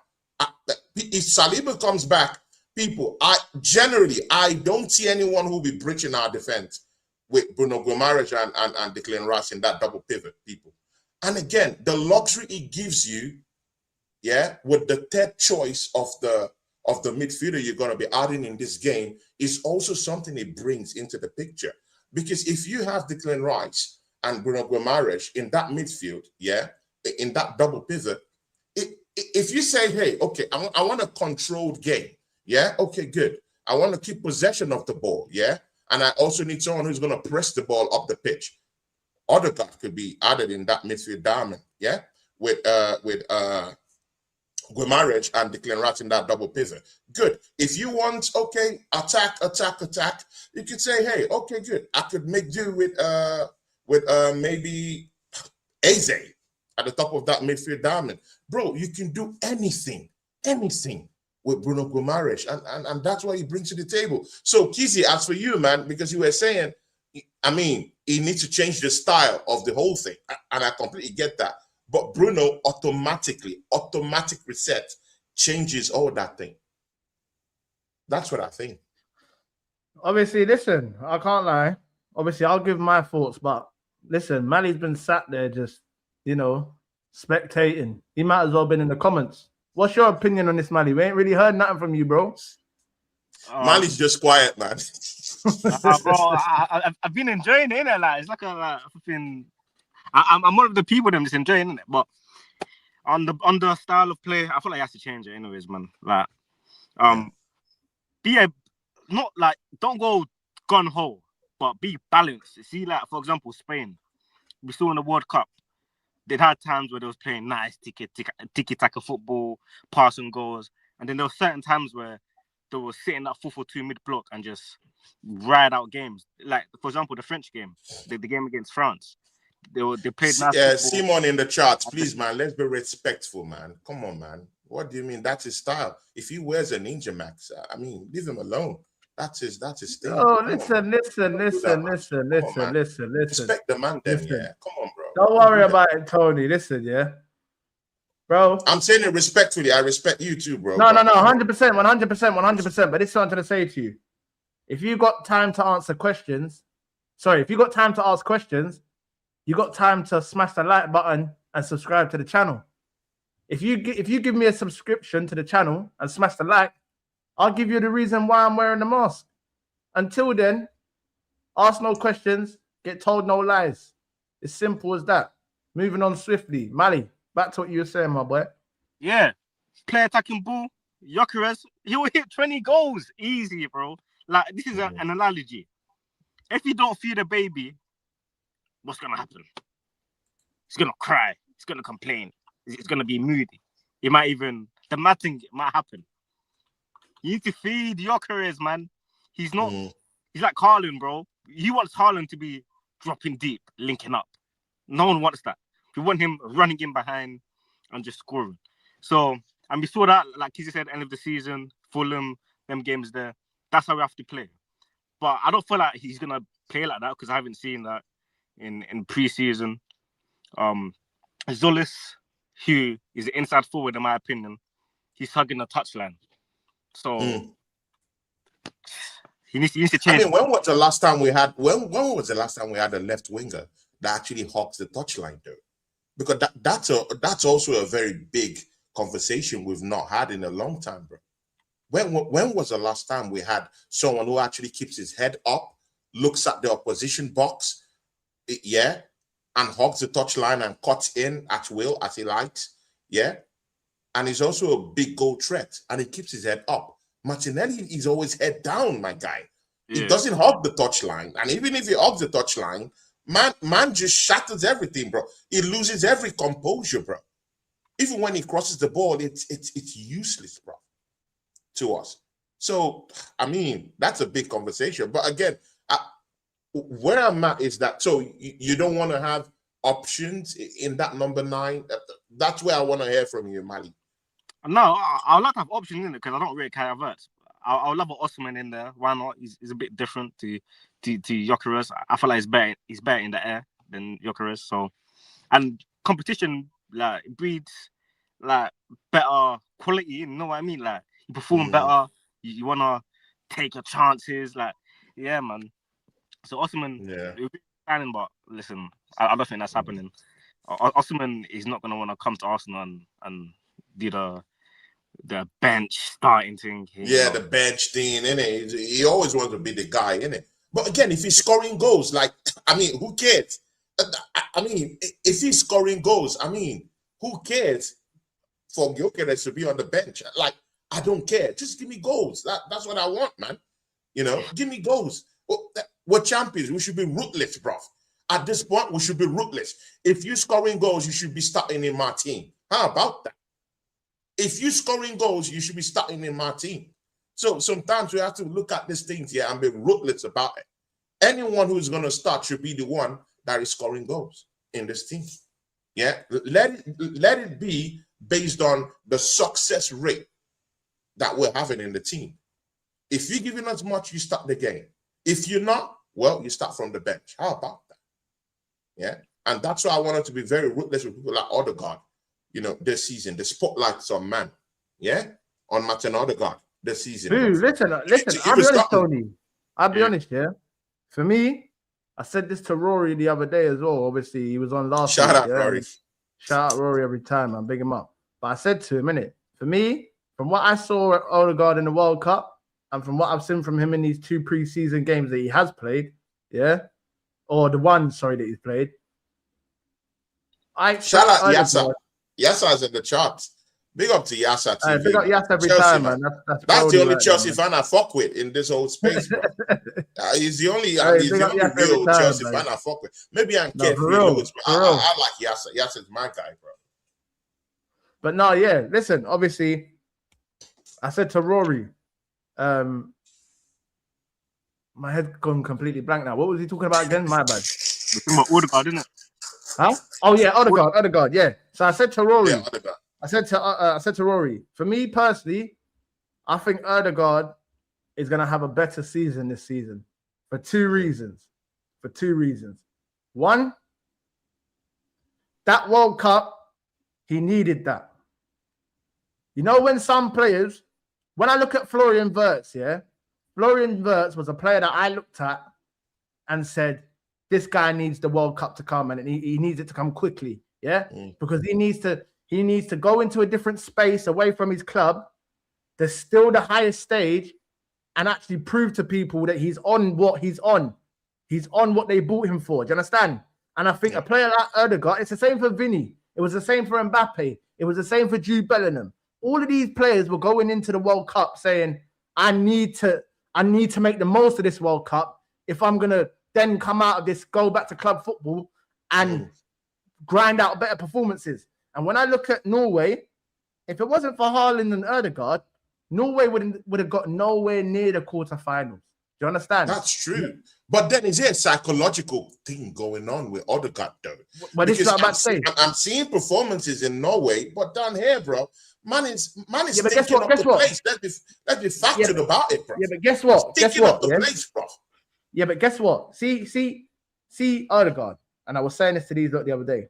Odegaard is not a guy that you want to come and get the ball off the centre backs and build up play. He may be able to do it. But he does that though. He does that. Okay, but I'm saying he may be able to do it, but that's not what you want from Odegaard. Do you understand? What you want from Odegaard is to be in the final third, to be in the pockets, to be playing the pass before the finish. Yeah. See, and I go back to West Ham away. West Ham away. We're going for the title. 85 minutes into the game. We're trying to find chances, but we can't find the goal. Then the guy picks up the ball on the edge of the box, dances through 4 or 5 man in the box, then sets it off nicely with composure, gives it to Trossard, not an overhit pass, not an undercut pass, just how you want it on the plate for Trossard to execute the finish. There's not another player in this team that can do that. And it might be a small phase of play, but when I look at that phase of play and what he done, there's not another player in this team that can do what Odegaard does in terms of tight spaces, in the final third, in them pockets, executing the pass to actually get into the positions where we can be dangerous. Do you understand? Yeah. But he hasn't been consistent with it. Okay. That's always been the bigger problem. This is where we turn to Bruno Guimaraes. This is where you look at Bruno Guimaraes. Bruno Guimaraes now coming in, you would think it now releases Odegaard. Yeah. We don't need to ask to come back in no more. Go away. Go away. No way. Big talk. Go away. Yeah. You understand? Yeah. With Bruno now coming in, it's now not a question of who's going to get the ball to try and punch. Exactly. That's what Bruno does. Bruno does. Exactly. That's why I said he's going to transform our attack in the way that we have no idea about. Exactly. And this is what I'm saying, bro. I fuck with that opinion. Yeah, man. That's what I'm saying. Once now you bring Bruno Guimaraes into the conversation, it totally changes the terrain. Yes. Now Odegaard, if I'm Arteta, and I was saying this to the boys the other day in the group chat. If I'm Arteta, Odegaard, I don't want to see you come back behind the halfway line. If you're next to the halfway line, you better be in the attacking phase. Man's giving ultimatum and all that good stuff. But I don't want to see you nowhere near the halfway line. Go away. We don't need you to come and drop deep no more. Pause.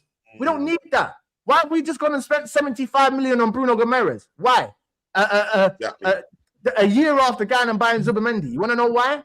Because obviously what we bought, it didn't come to fruition. Do you understand? What we thought we was buying and what we bought are two different things. Now, with Bruno G, someone that's shown these qualities for 3-4 years in the Premier League, not in La Liga, not in Serie A, not in Ligue 1, in the Premier League, the same league that you've just won. Yeah? This signing of Bruno Guimaraes could be the signing that propels Arsenal into another stratosphere in terms of all the problems that we've got about, we keep playing side to side. No one's trying to punch the ball through the lines and actually make that risky pass. Yeah? This is the guy. True. You just spent £75 million on Newcastle United's captain, one of the best ball progressing midfielders in the league. And not only does he add in terms of being that piece of the puzzle where he could connect the defense to the attack, but he's also got that nasty side to him. Yeah? He's also got that nasty side to him. See Zubimendi. Zubimendi on the ball. Yeah, cool, it's nice. He can play the passes. But I beg you play Zubimendi at Stadium of Light, 7:30 p.m. in the cold. He's getting moved to. Yeah?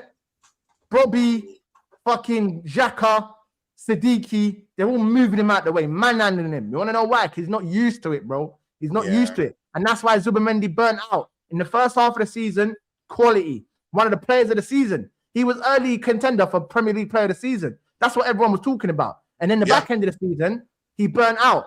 When I look at the minutes, Declan Rice and him played the most minutes for Arsenal last season. Declan Rice played 3,098 minutes in the Premier League for Arsenal last season. Zubimendi played 3,003 minutes. Yeah? So when people talk about Zubimendi not being this, not being that, for his first season, Rodri didn't even play that many minutes. Didn't even play that many minutes. Nowhere near that many minutes. So you could say, and this goes back to the manager, the manager not using his squad correctly. Yeah? Allowing players to burn out because he wants the best results and he doesn't trust his squad. Do you understand? That's what it comes down to. The manager, even though he's got these players, he knows he can't trust them. There's maybe 14 players in the squad that he trusts. Outside of that, you're fucked. You're fucked. Yeah. Do you understand? Apart from the starting 11, there may be 3 players that he consistently goes to in terms of bringing them off the bench to try and change the game. Outside of them players, the rest of the players are fucked. You know what I'm saying? He don't give a shit about you, man. He only gives a shit about the 11 that start the game and maybe 3-4 that he usually regularly goes to bring off the bench to try and change the game, i.e. your Havertz, your Martinelli, these guys. Even though he probably don't rate them and he knows that we need to change them and get better quality, he knows he can trust these guys. In terms of Norgard, your players like that, he's not really trusting these guys. That's why Norgard didn't get any minutes like that. You get what I'm trying to say? So for me, he just needs to trust his squad. And just for me, we just need to show people why we're champions. I think that's the biggest thing we need to do this season, isn't it? Yeah. Because people are going to be on our necks either way. Yeah. If we win, they're going to say we ain't winning properly. If we lose, they're going to tell us, we told you. It's the Arsenal thing. They all hate us. Yeah. They're going to talk. Bro, we're champions. Bro, do you see the amount we're getting? Do you see the amount of hate we're getting on all this? Yeah, but I love it, Tony. I love it. Do you want to know why? Because we're doing something right. Bro, we're champions and we can't really, bro, we're all over the place now. Bro, we can't even relax and drink champagne. But see if you ain't got no haters. See if you ain't got no haters. You ain't doing your thing properly, bro. If you ain't got no haters, you ain't doing your thing properly. A man with no haters has got no emotion. It looks like we're not champions, though. When these people talk, it looks like we've not won anything. And it hurts me. And that's why I'm not having it with these Liverpool fans and this Chelsea, this Chelsea bigots. Yeah, I'm not having it. We are champions. And this season, we're going to shock you guys. Yeah, I just want us to be at the back end of this pulse, of this domestic wins. I want to win domestic trophies. And you know what? It starts with this game tomorrow. Yeah, let's lay down the marker. Kizzy already said it. We need to lay down that marker. Yeah, put Maresca in his place. He's not a top manager, he's the bomb. Yeah, and I have credit to say that. He has not won any domestic cup competition. He hasn't won the Premier League. He had a shitty show at Chelsea. So, I mean, he's not a big manager. So, people, let's get that off the way. Yeah, he's going against a top manager who's won the Premier League. If you've won the Premier League, you're a top manager, yeah? And we're going on some domination shit. That's the next phase, yeah? Domination shit. So, it starts tomorrow. Arsenal, lay down that marker. Let's sweep away Manchester City. Let's do the Andrea style tomorrow, people. I mean, it is what it is. It is what it is. We need to win. Lay down the marker. Cool. Show Maresca who you are, Arteta, tomorrow. Obviously, we're 1 hour and 40 minutes. Well, an hour and 38 minutes into the stream.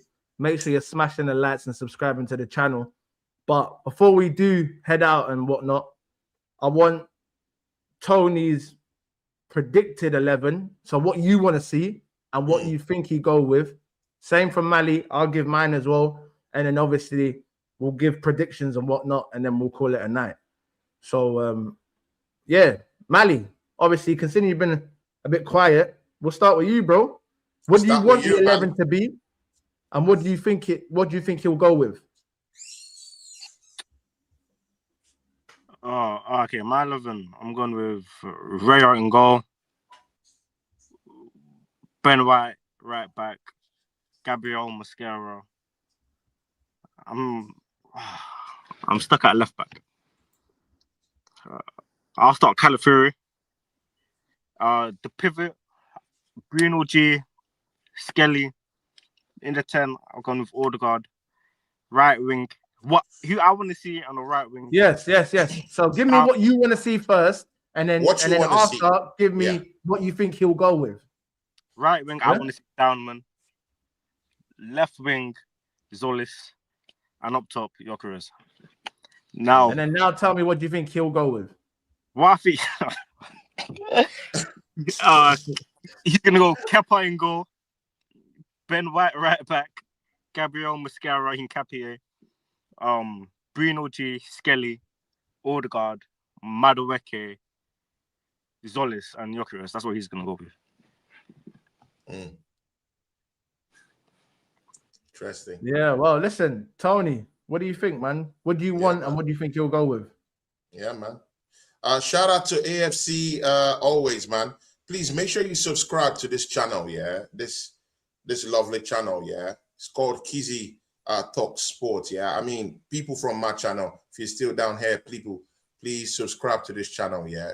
They're doing great things, yeah.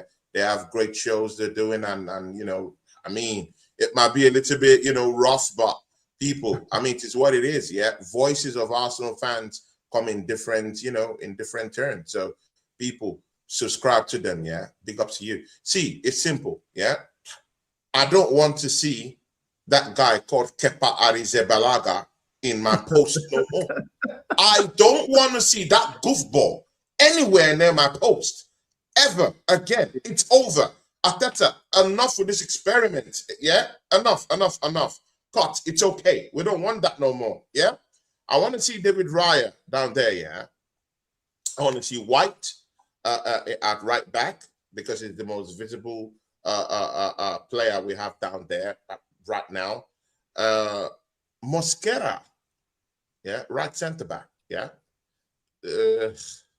And again, I'm not too cool with that, yeah. I think we need the signing as soon as possible, but I will start with Mosquera down there, yeah, and of course Big Gabby coming back down there at centre back, and then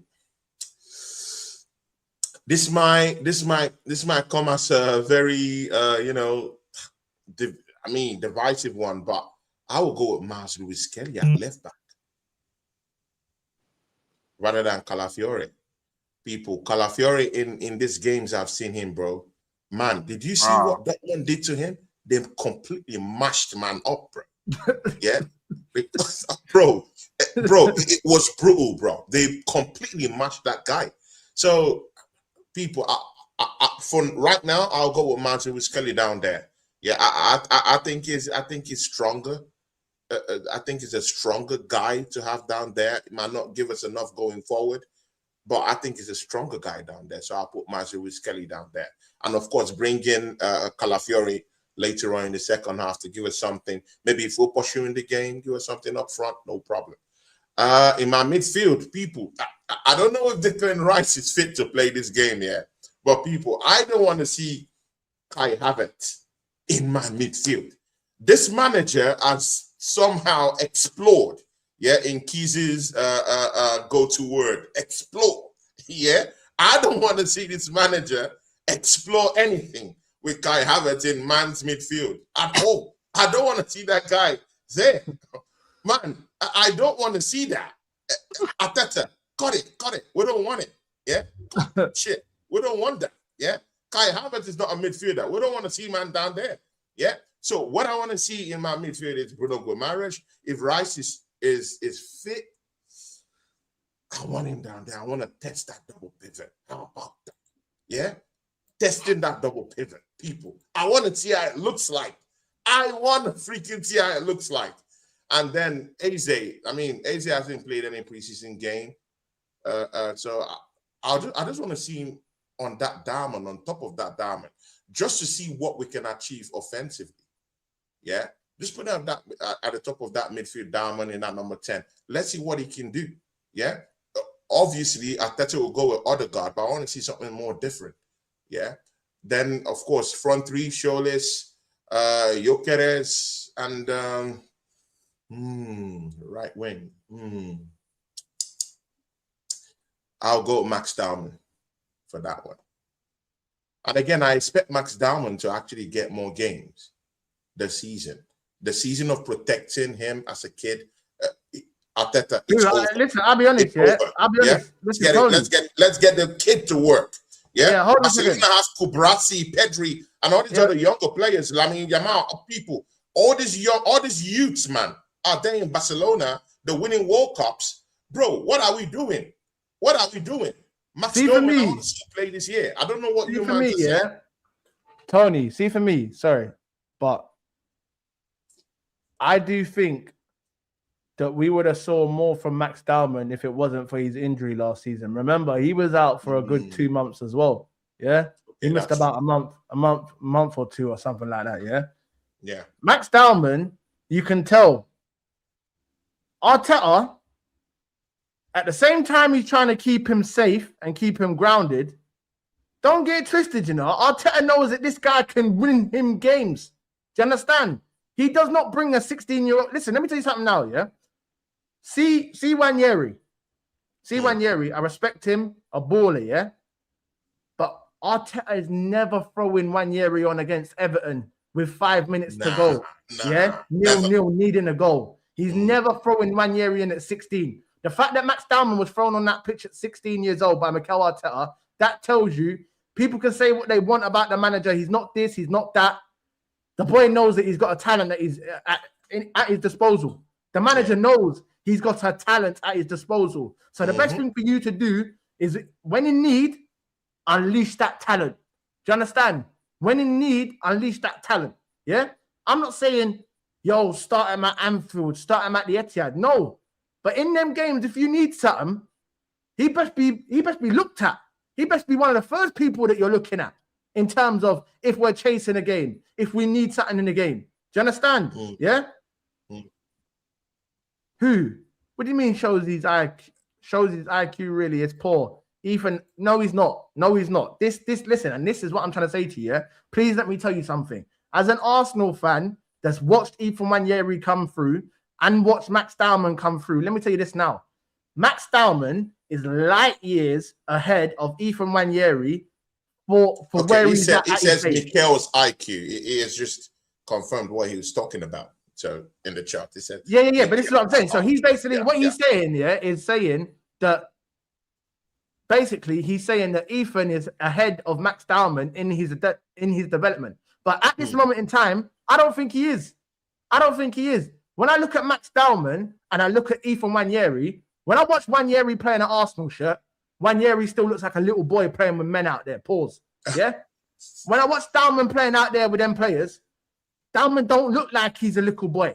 He looks like he's raising the levels of everyone else around him. True. You understand? True. Fact. Yeah. So people can say what they want about Nwaneri. Don't get me wrong. I'm not going to shit on him, pause, or badmouth him. I'm not going to do that. Yeah. He's still a kid. Yeah.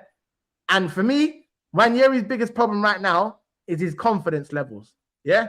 He went from a kid that burst onto the scene to then a bit part player to then a kid that went out on loan, that was promised minutes, got to a team, got the minutes that he was required at first when he first got there. Then the manager that made him go there, and that's the only reason why he went there, was sacked within like a week and a half, 2 weeks of him being there. Something like stupid like that, 2.5 weeks or something. And then for the rest of his loan spell, he was a bit part player off the bench. So don't get me wrong. I'm not saying Ethan Nwaneri is a bad player. But in terms of where he's at right now in his development, Max Dowman is ahead of him. It's as simple as that. People might not want to hear it. You might not like it, but it's the truth. Do you understand? And if it wasn't the truth, Mikel would be counting on Ethan. Do you understand? He would. Yeah. If Dowman wasn't good enough, you better believe Arteta would not be looking his way. Do you understand? If Dowman was not good enough and he did not believe in him, he would not be bringing him on at 0-0, 5 minutes to go, chasing the game, needing a goal. Man is bringing on a 16-year-old kid. Yeah. That tells you that the manager knows what he's got at his disposal. He knows. It shows you where the loyalty lies. Yes. Nwaneri's gone out on loan and Dowman's in the squad. Dowman could have easily been sent back to the academy and Nwaneri took that place. But no, Nwaneri's on loan and Dowman's the one that's deciding games. Do you understand? Dowman's the deciding game. So that could tell you everything of where Ethan Nwaneri is in Mikel Arteta's pecking order and where Dowman is. Do you understand? And it's as simple as that. Yeah. But again, do you think it's because Nwaneri is a little bit kind of like is this kind of player that he'll let you know, maybe not vocally though, but he will let you know through his body language ports that, you know, hey, I need more games. Manager, I need but hold on a second. Hold on a second. Conversation, and I'm not getting those opportunities though. So do you think maybe it's because it's a little bit kind of like out of the box, kind of like a revolutionist in terms of his body language, the manager, when he gets substituted. Hey, man, I want to be here. I want to play. And he's not getting enough of that from the manager. Do you think that's why it's below in the manager's pecking order in terms of the youth then, yeah, that he can be able to use just like he's using Max Domin in spells that he can? Can I be so honest with you, Tony, yeah? Can I be so honest with you, yeah? And Arsenal fans that are in the chat, be honest, yeah? Based off what you've seen in pre-season, and based off what you've seen over the last 2 years, would you say Ethan Nwaneri is a must for this Arsenal team? And remember, you're not talking about an Arsenal team that's challenging for a Premier League. You're now talking about title-winning Arsenal. So it's a different level now. Do you understand? Them youth projects, they might be able to run when you're challenging and whatnot, but when you get to the champions and you're trying to stay there and be there on a consistent basis, I'm sorry, we ain't got time to be feeding man. You know what I'm saying? I ain't got time to be feeding you your bottle. There comes a time where a baby has to learn how to hold his bottle and feed himself. Do you understand? Yeah? And at the end of the day, when you've been given the chance to feed yourself, you don't want to eat. You don't want to eat. I'm seeing you in pre-season, and people can say, yeah, he's looked good in pre-season. He ain't really looked that good. Let's keep it a buck now. If this was if this was Garnacho playing in the team, people be saying, oh, he's fucking shit. But because he's Ethan Nwaneri, people don't want to be honest. You can be honest. See what I'm saying? Just because he's your player doesn't mean you have to die on a hill and say, oh, he's this, he's that. Bro, if he's playing shit, just say he's playing shit. And to me, we've moved past Nwaneri now. Some people might not like that, but it's a cutthroat business. Do you understand? The positions that he wants to play in, Saka, you're not getting in front of him. Madueke, I don't rate him at all. But when you spend £52 million on a backup, you're not getting in front of him. It's as simple as that. Matt Stallman, he's 16 years old. Yeah, he's younger than you. But in terms of up here and what he's meant, what the manager wants from him, he's light years ahead of you. Do you understand? Then I look at the number 10 position where he says that's his position. When I've seen you play in the number 10 position, you're getting manhandled. But is there a space for him? Is there a space for him to play in the Carling Cups and in the FA Cups and in all these other kind of games? I'm not saying that. Because right now we're thinking of selling him. So does he stay or does he leave? Tony, what it comes down to is, there is games for him, but he thinks he's too cool for school. He don't want to be the guy that plays in the Carling Cup and wants to play in the FA Cup. He wants to be the guy that's settling the tie at the Bernabeu. He wants to be the guy that's settling the tie at the Etihad. You ain't there yet, brother. You're not there. And sometimes, you know what it is? Especially in today's day and age, these young guys in football, they want too much too soon. Do you understand?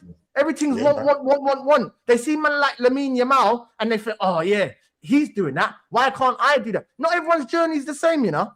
People need to remember, the only reason why Lamine Yamal was discovered as a talent was because Barcelona was so shit and they couldn't spend no money. Let's keep it a buck. Because if Messi was still if Messi would have signed that new deal and would have been at Barcelona and Barcelona didn't have the money problems, do you really think we'd be seeing Lamine Yamal right now? Honestly, ask yourself that. Never. Do you think we'd be seeing Lamine Yamal right now? He might be coming through now on the fringes as a squad player, but he ain't playing consistent games over fucking Lionel Messi. Do you understand?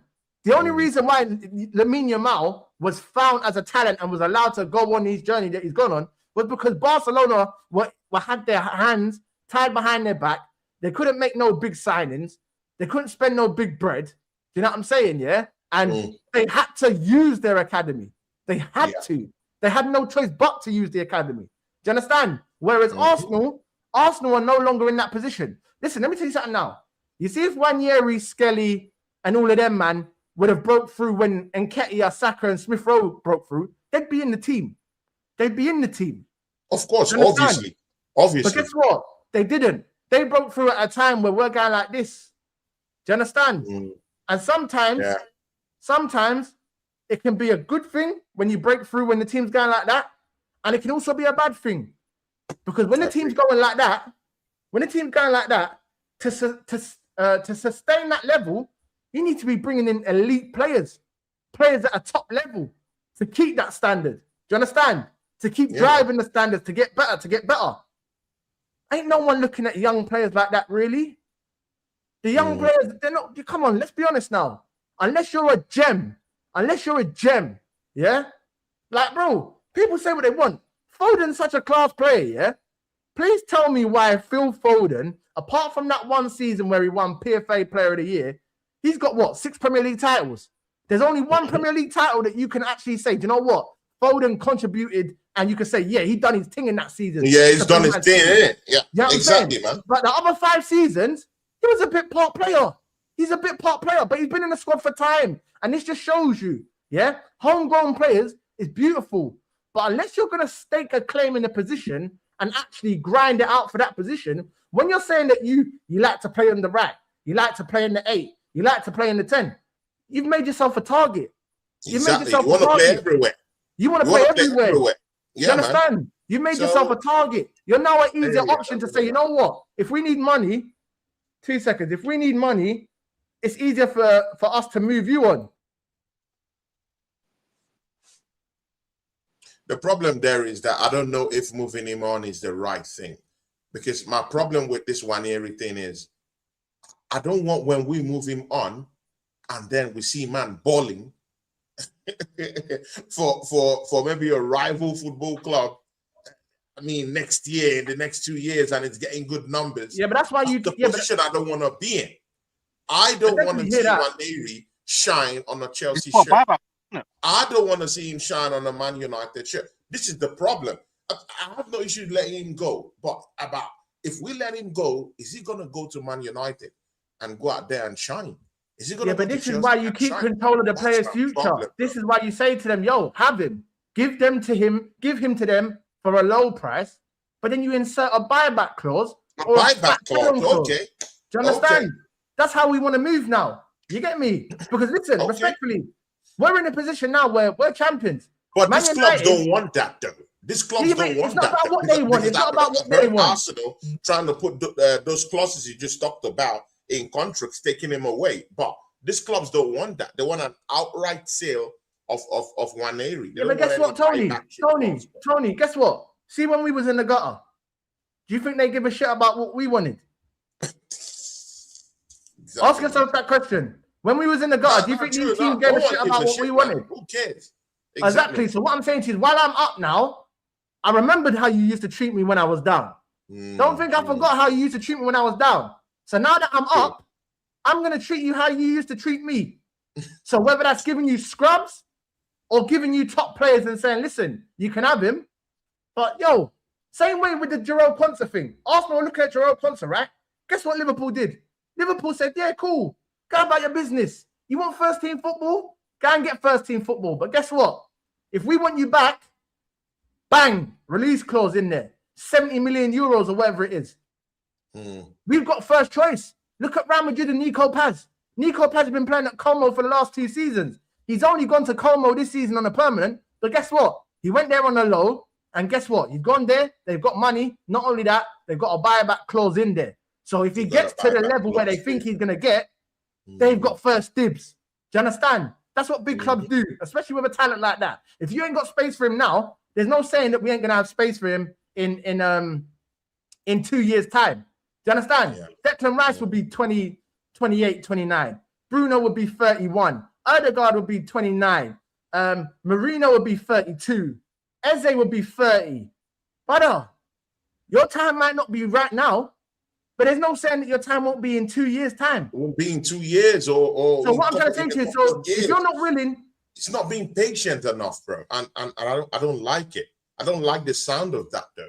He looks like that kind of player that, you know, like when he's of age, that a rival team can just come up and turn his head and he will just leave like the Fabregases that we've had in this team. And I don't like that. When you're a player, yeah, mostly one that came from our, from our youth setup.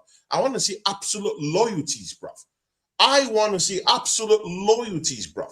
I mean, I saw Mads Lewis Kelly, yeah. He scored a goal, and man was people. You saw what man was doing. You know that you, bro. Yeah, but even that was soft, Tony. Listen. I don't know about you, yeah. I don't know about you. What are we doing? No. But listen, man was throwing up the rocks. We know he loves Arsenal, bro. Listen. Not here for that Chelsea shit. He wants to stay.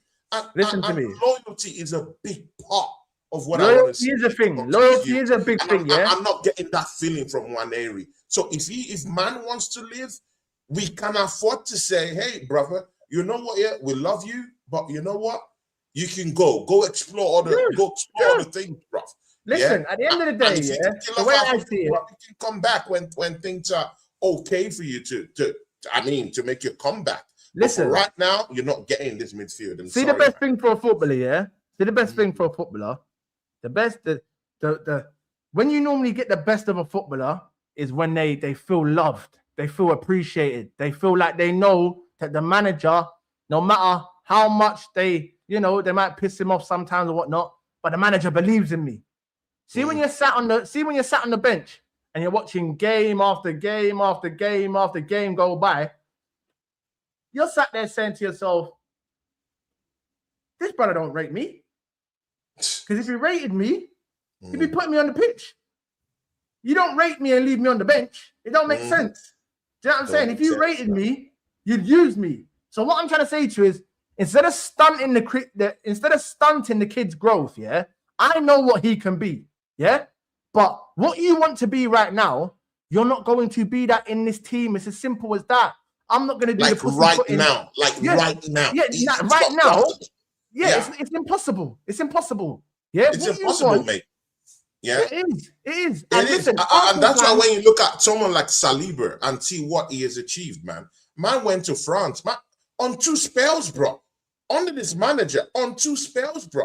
Man went out, got experience, got playing time, got all these things. Yeah, that's Saliba, bro. And man came back and look at what man this is my point. This is my point. Nwaneri, man. I mean, bro, I like you, my bro. I like you, my G. I know you're a youngin. You're trying to, and again, I'm all for youngins who are trying to, who are trying to make it, who are trying to push, because we're already, people, yeah, it's already hard, for a black midfielder to actually even excel these days. Yeah, from the standpoint of, it's a sport that's kind of like dominated with lots of talent, and you have to show yourself as a youth. You have to show up, yeah. So it's hard from that standpoint of a youth trying to break into, that hierarchy of a big football club playing in their midfield, yeah, where they have the wealth and the assets to actually get many players in that are of high caliber. It's difficult to actually break into it. I like seeing youngins trying to pull the weight. But bro, now it's not about pulling the weight. Those players down there are bigger than you, and there's nothing you can do about it. You can have good preseason games. I'm not bashing his preseason games he's had at Arsenal. He's had decent games, yeah, but nothing out of the top, nothing out of the ordinary to make me say, you know what, yeah, I think this guy is better than Max Dowman. No, I don't think so. I feel Max Dowman, he's going to be a better player than Nwaneri. He showed up, he showed up, bro. And he showed up hard, Maggie. He showed up hard, bro.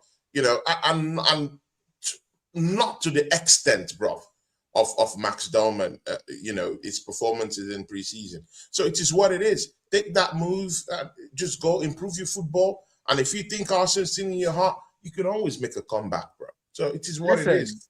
The way I see it, I want to win league titles, bro. He said, bro, I want to win league titles, bro. And again, if you're champion, see, Kizzy, yeah, you have to be ruthless in things like this, bro. Because this kind of things can be able to, derail the football club, yeah? You need to be ruthless in things like this. See, we're elite now. We're champions now. We have to start moving like champions, guys. Well, this is my thing. This is why I'm saying some people. It must upset some people in the fan base. Might upset some people who've watched Arsenal since 1987, since all these years. I get that. But, bro, man, we need to win. And we need to be ruthless in things like this. This is what it is. And this is my point. This is what I'm saying, innit? Because at the end of the day, people can say what they want about Nwaneri this. And listen, quickly before I move on, and sorry, just finish about what I'm about to say. Mido, as a Manchester United fan, I don't think you can really talk about throwing people under the bus and whatnot, because it was only 6 months ago that Kobbie Mainoo was playing under Amorim, couldn't get a game. There were certain people in your fan base that were saying that Kobbie's not good enough to be at Man United. You need to move him on. And then 4 months later, you're saying that he needs to be going to the World Cup with England because he's the reason why England will win the World Cup and shit like that. So it's do you know what I'm saying? People are fickle, bro. You know what I'm saying? At the end of the day, there's certain people that will go on like Nwaneri's a well beater, and then there's people with sense that would actually understand, yeah? Look, bro, listen. See the difference between me and you? See the difference between me and you right now, yeah? I'm not saying necessarily sell him, but brother, I understand where my squad is right now. Nwaneri is not going to start. You're not a first team player. That's a fact. Understand?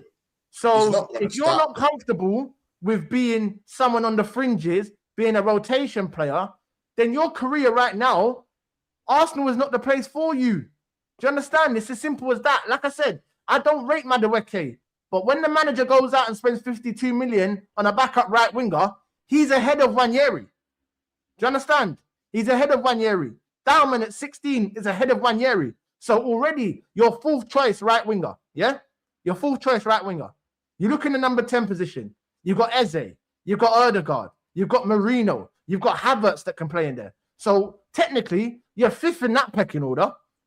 So your fourth choice right winger, your fifth choice number 10. I see the manager trying to play you in the 8 in preseason. You don't work in the 8 because you're not an 8. Do you understand? You're an attacking player. You're not a box to box. You're not someone that gets the ball and creates from deep. That's not you, bro. You want Nwaneri in the final phase, attacking third, causing problems. Yeah, and this is what I'm saying to you. In the positions that you want to play, you're not getting game time. So the best thing for Nwaneri to do, for the best thing for Nwaneri, and for the best thing for the football club right now, it's as simple as this. If you're not going to sell him, send his ass out on loan. Don't be sending him to no Marseille. Don't send him to Lens. Don't send him to Coventry. Don't send him to Ipswich. Don't send him to Hull City. Send him to a team that are fighting for something in the Premier League. Not relegation. Not Conference League. Send him to somewhere like Bournemouth. Send him to somewhere like Brentford. Send him to somewhere like Brighton, where these men are actually playing for something. Yeah? They're playing for European football. They're trying to qualify for European football.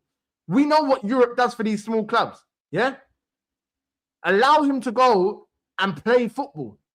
Because that's the one thing that's not happening right now. And that's why Ethan Nwaneri is behind in his development. Because he hasn't been playing football.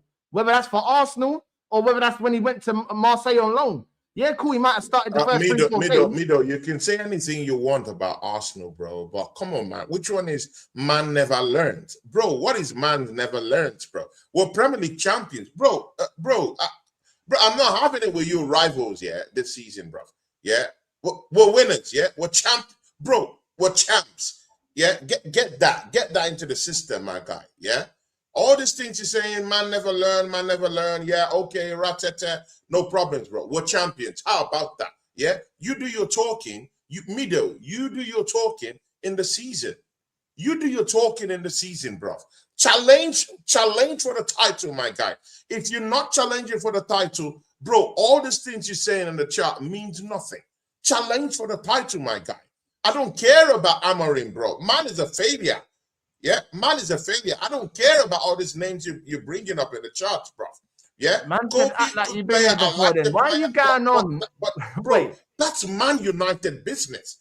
I'm not all up for Man United business. Yeah, I'm Premier League champions, and that's what matters, my guy. Yeah. That's what I'm after. They've lost it. Hey, he's rattled anyway. Because listen, all he keeps telling me, obviously, he's in the group chat in it with me, Mali, and the boys and that. All he keeps saying is Arsenal is shit. Arsenal is this. But my point is, if Arsenal is shit, how shit must the rest of these teams in the league be? If we're really shit, how shit must you be? Because it don't make sense. Do you understand? If we're that bad and we've won the league, how bad must the rest of the league actually be?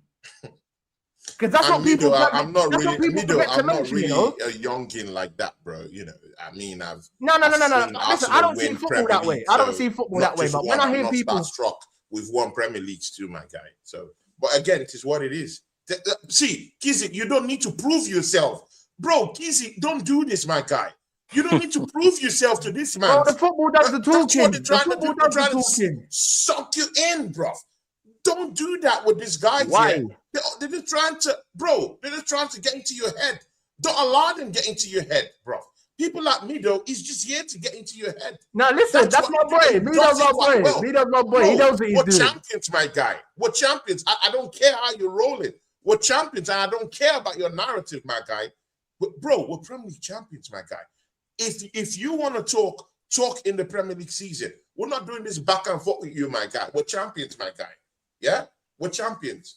We're champions, listen, bro. You know the funniest thing is, this is just pure the funniest thing is. You know the funniest thing is. They want to rattle us. They don't respect us. They don't respect how we won the league. They don't respect us winning the league. That's your own. See, Mido, that's your own thing. No problem. Yeah, but as far as we're concerned, we're champions. Until you take it, good for you. Yeah, challenges next season. That's what I want to see. Yeah, but Tony, it's like, this is what I don't understand.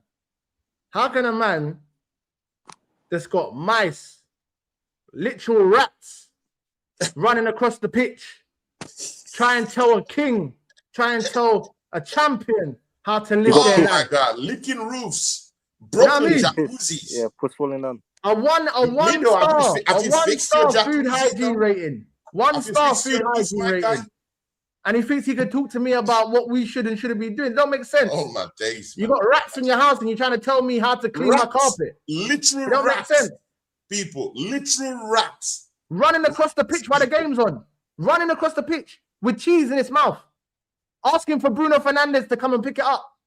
Yeah? One rat to another. You know, like that. From Bruno to the rat. They're chopping it up. They're talking about, yo, we're trying to get Manchester United back to the big time. Yeah? Fergie sat in the stands crying.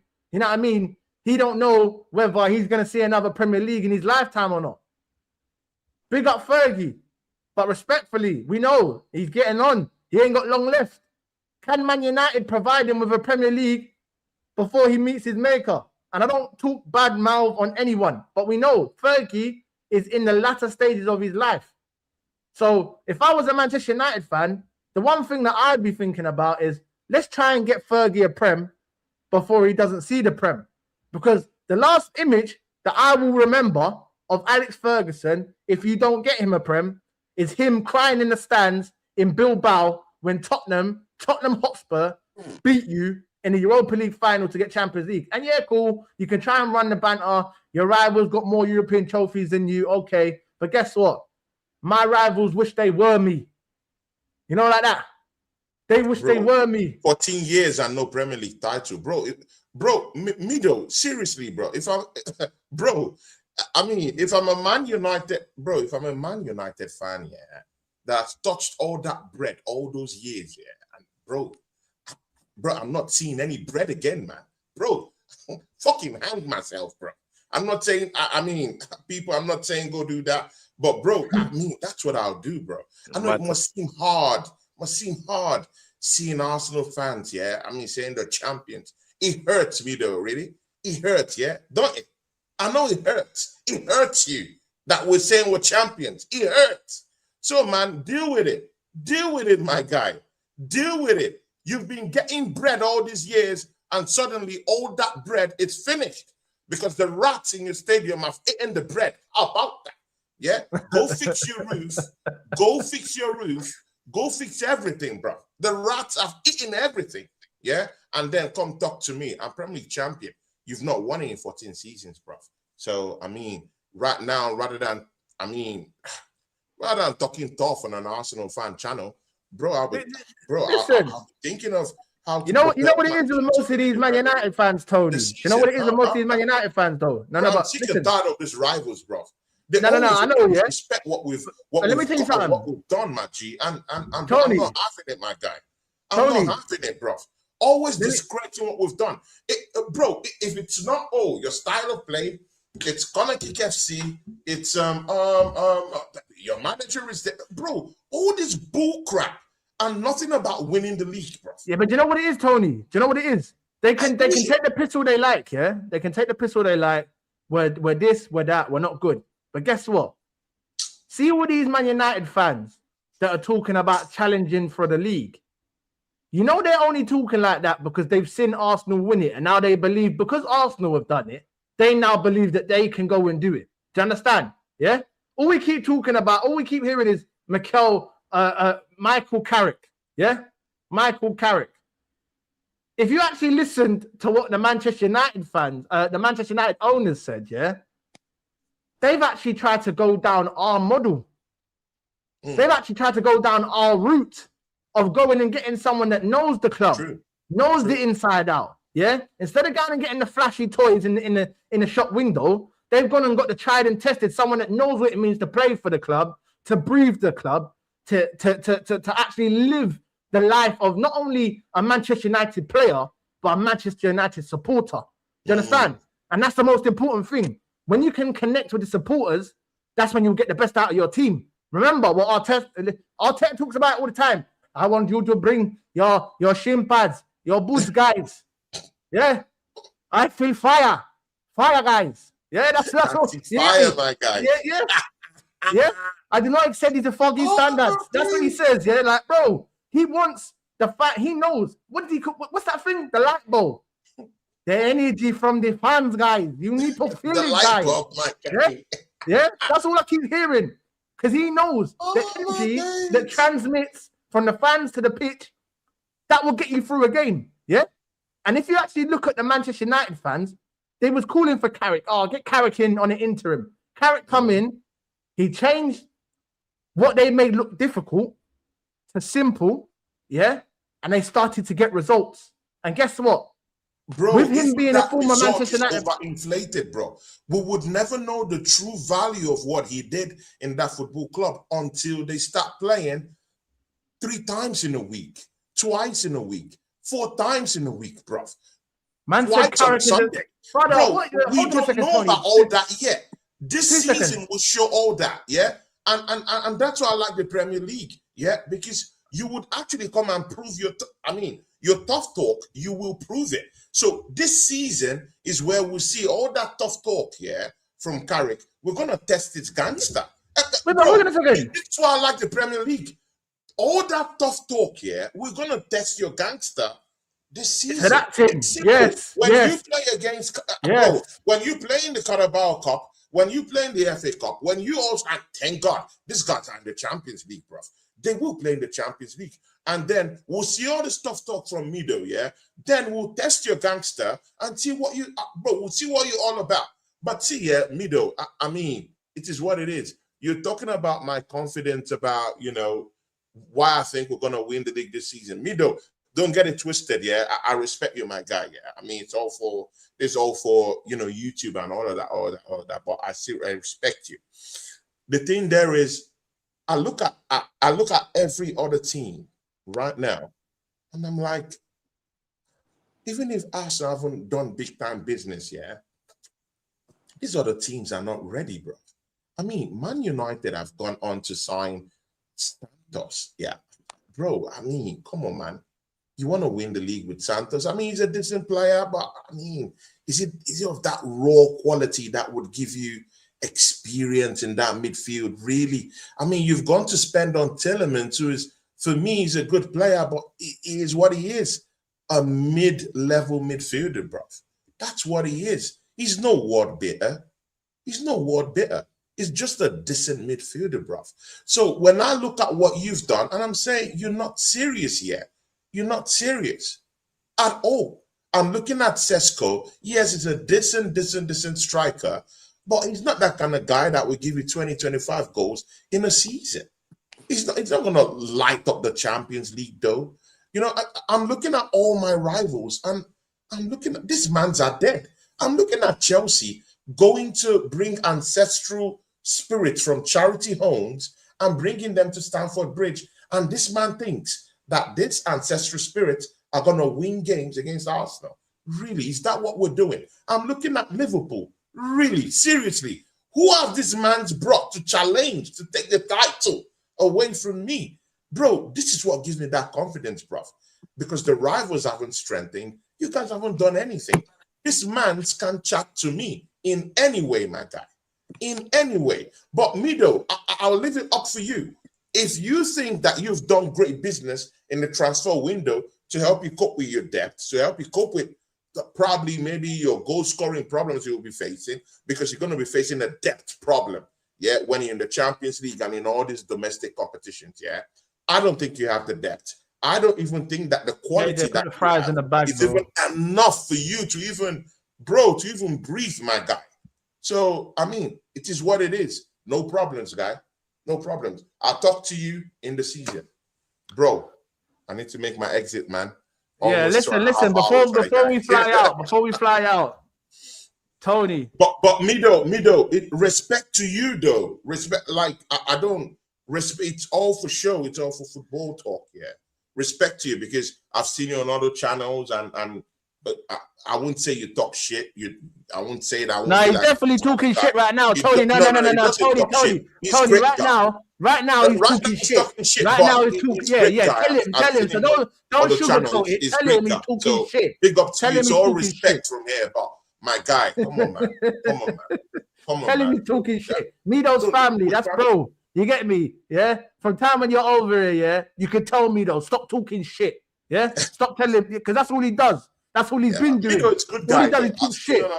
Yeah. Man United, you know what it is? They see Arsenal win a little Premier League and they think, yeah, you know what I'm saying? Man, if Arsenal can do it, we can do it. It took them 22 years. We've been waiting 13, 14. If they can do it, we can do it. So now Man United are feeling themselves. They got this whole thing. Pep Guardiola's gone. All I keep hearing from KJ and me, though, is it's a level playing field. Level playing field where?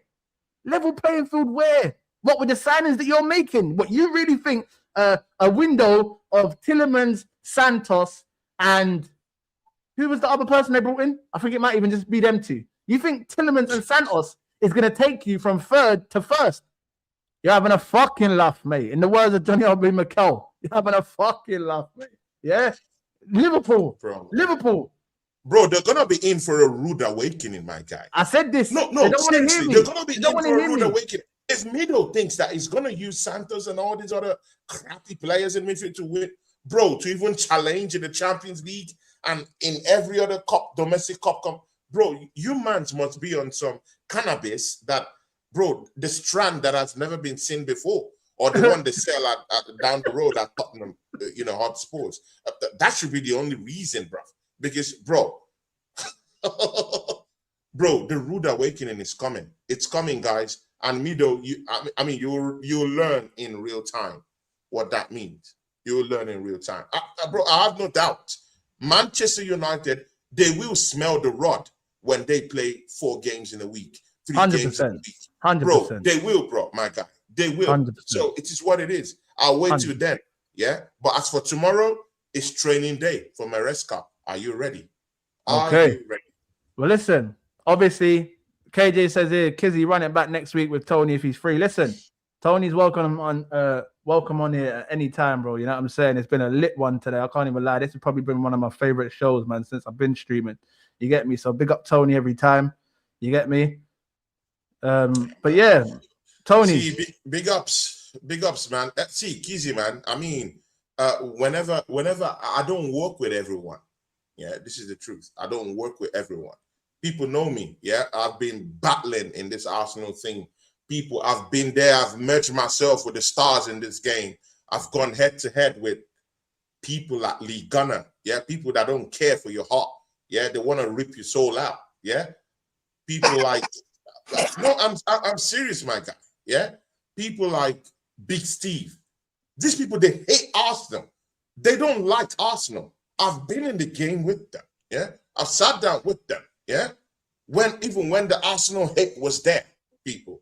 Yeah, I've sat with this man them. Yeah, and it's just good to see other channels like your channel And Kizzy, one of the things that have drawn me to your person was number one, the Waffle Don, who we have as a mutual friend. He's a great guy.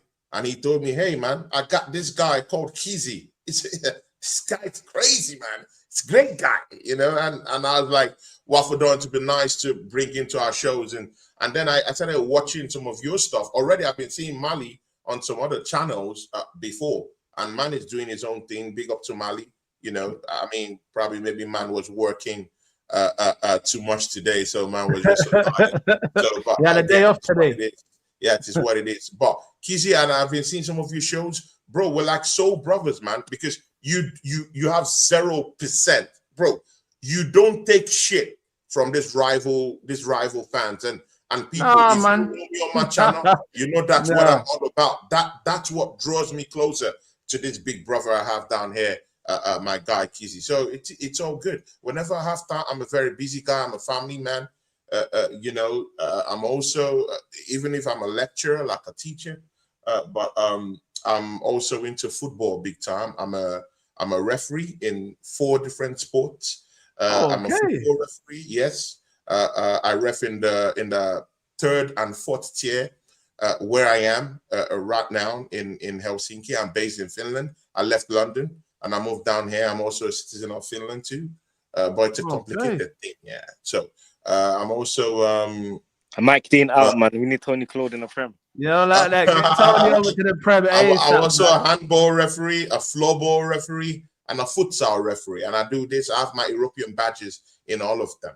I'm currently working on my UEFA license for my for football refereeing, mostly in the assistant level there. So what are you saying? We might see it at the Emirates one day. It's all good.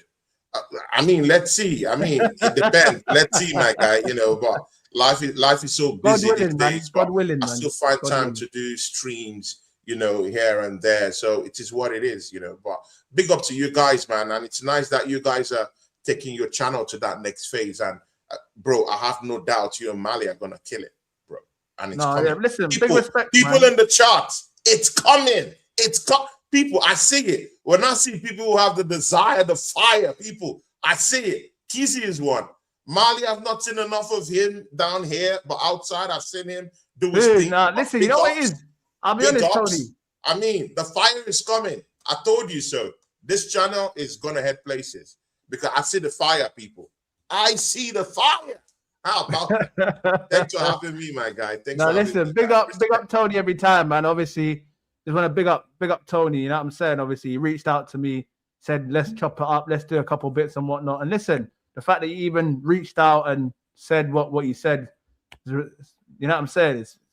I respect it highly. You get what I'm trying to say? Because not many people, I'll be honest, not many people in the game, they try and act like they're too big to deal with certain people and whatnot. But you, humble. You get what I'm trying to say? And I can relate to that, bro, because there's space for everyone to eat. You get me? You know, like that. Space for everyone to eat the bread. Apart from Man you understand that, you feel me? But listen, it. Before you go, I just want to get your predictions for tomorrow's game. Mali, same way. Yeah? Obviously, listen, I see JJ getting on to Mali in the chat. Mali was furniture today. Listen, sometimes Mali ain't got to talk. You know, like that. You know what I'm saying? It's tired, man. Maybe listen, Mali likes it when the guest comes in. I'm not going to lie to you. He likes it when the guests are here because he ain't got to do too much. You get what I'm trying to say? He can just sit back and enjoy the show. And I respect it. You get me? But listen, predictions. What are we saying? I'll start with Tony because obviously you got to shoot out. Bro, get involved in the chat as well. Defense, my guy. I'm wary about my defense, my guy. I won't lie. I'm wary of that defense. That's because Saliba is not there. I'm seriously shaking in my boots, bro. But again, I'll just go 2 on Arsenal. I think we have the. I think we still have the. We still have the boss. We still have the upper hand. I think we'll go down a goal in the first half, and then in the second half we'll bounce back strong. I think it's going to be a tight game. 2-1 to the Arsenal. I'll go with my team to win, and that's also because we're not playing against Pep. We're playing against a manager who's a bum, who's never won any domestic title. Yeah, he's a bum. I said, man is a clown. Man has not won anything. Convince me. Prove me wrong. Yeah. Maresca has won nothing, and he's just another bum manager that we're beating, left, right, and center when it was at Chelsea. And we'll do the same thing this season again. That's why I'm saying it's his training day. Maresca, how about that? It's your training day tomorrow, and I think we'll win 2-1. How about that? And you can click me on that, people. Click me on that. Clip it. Yeah, clip it. You know that? I said clip it. You know what I'm saying? Clip it. Yeah. Mali, what you saying? I'm going 3-1. I did a bit of research. City only played like 3 preseason games. Haaland didn't get minutes in them games. He wasn't even there. Rodri wasn't there. Cherky wasn't there. So it might be a bit of a weak City side. So I believe we can go there and just, slap Maresca's bald head again, innit? No, yeah, I hear it still. Obviously, me personally, so KJ's gone 3-1, JJ went 3-1 City, GK's gone 2-1 Arsenal, Mab's gone 2-1 City, Mido's gone 2-1 Arsenal, but the curse continues. Kizzy, how about you, my guy? Bro, you're not gonna escape. Bro, come on, man. Don't pull up the slick one down here, my guy. I mean, you're gonna talk about your predictions, my guy. Come on, man. Don't do that. Listen, Mido's a hater. He's a hater. You know what I'm saying? Because all he does is talk about Arsenal have only won 2 trophies in the last 6 years or whatever. But that one trophy that I won last year, you would trade every single trophy that you've won over the last 10 years for that one. So don't worry about that. You get me? And that's all the conversation ends there. You feel me? But me personally, my prediction for this game, I'm going to go with 2-2 in normal time. Ooh. Arsenal to win it on penalties. Ooh, okay. That's what I'm going to go with. That sticks. Okay. You get me? 2-2, normal time. Arsenal to win on penalties. But listen, people, 2 hours and 30 minutes. Wow. Was another episode of Paid in Arsenal. Big up Mali. Big up Tony. Debut on the channel. Hopefully we'll have you back again soon, my bro. You get me, yeah? But blessings. Big up the chat. You know what I'm saying? And before we go, people, yeah? Before we go, sorry, let me quickly, I don't even know if I'll be able to get there, but the FPL code. Big ups. KJ, Tony. Big ups, man. Mido, big ups. Thanks for joining us tonight, guys. You guys are the big up everyone, man. Big ups. But listen, the FPL code, yeah? MWLR75. I repeat, MWLR75.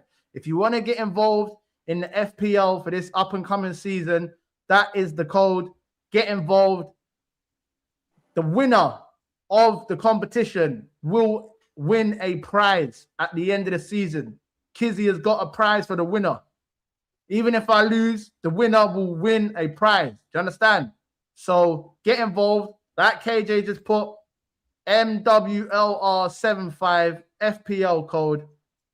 Make sure you're there. GK doing the talking. He won it last season. He's looking to go back to back like Arsenal. So yeah, man. You get me? But listen, big up the mods them. Big up the chat them.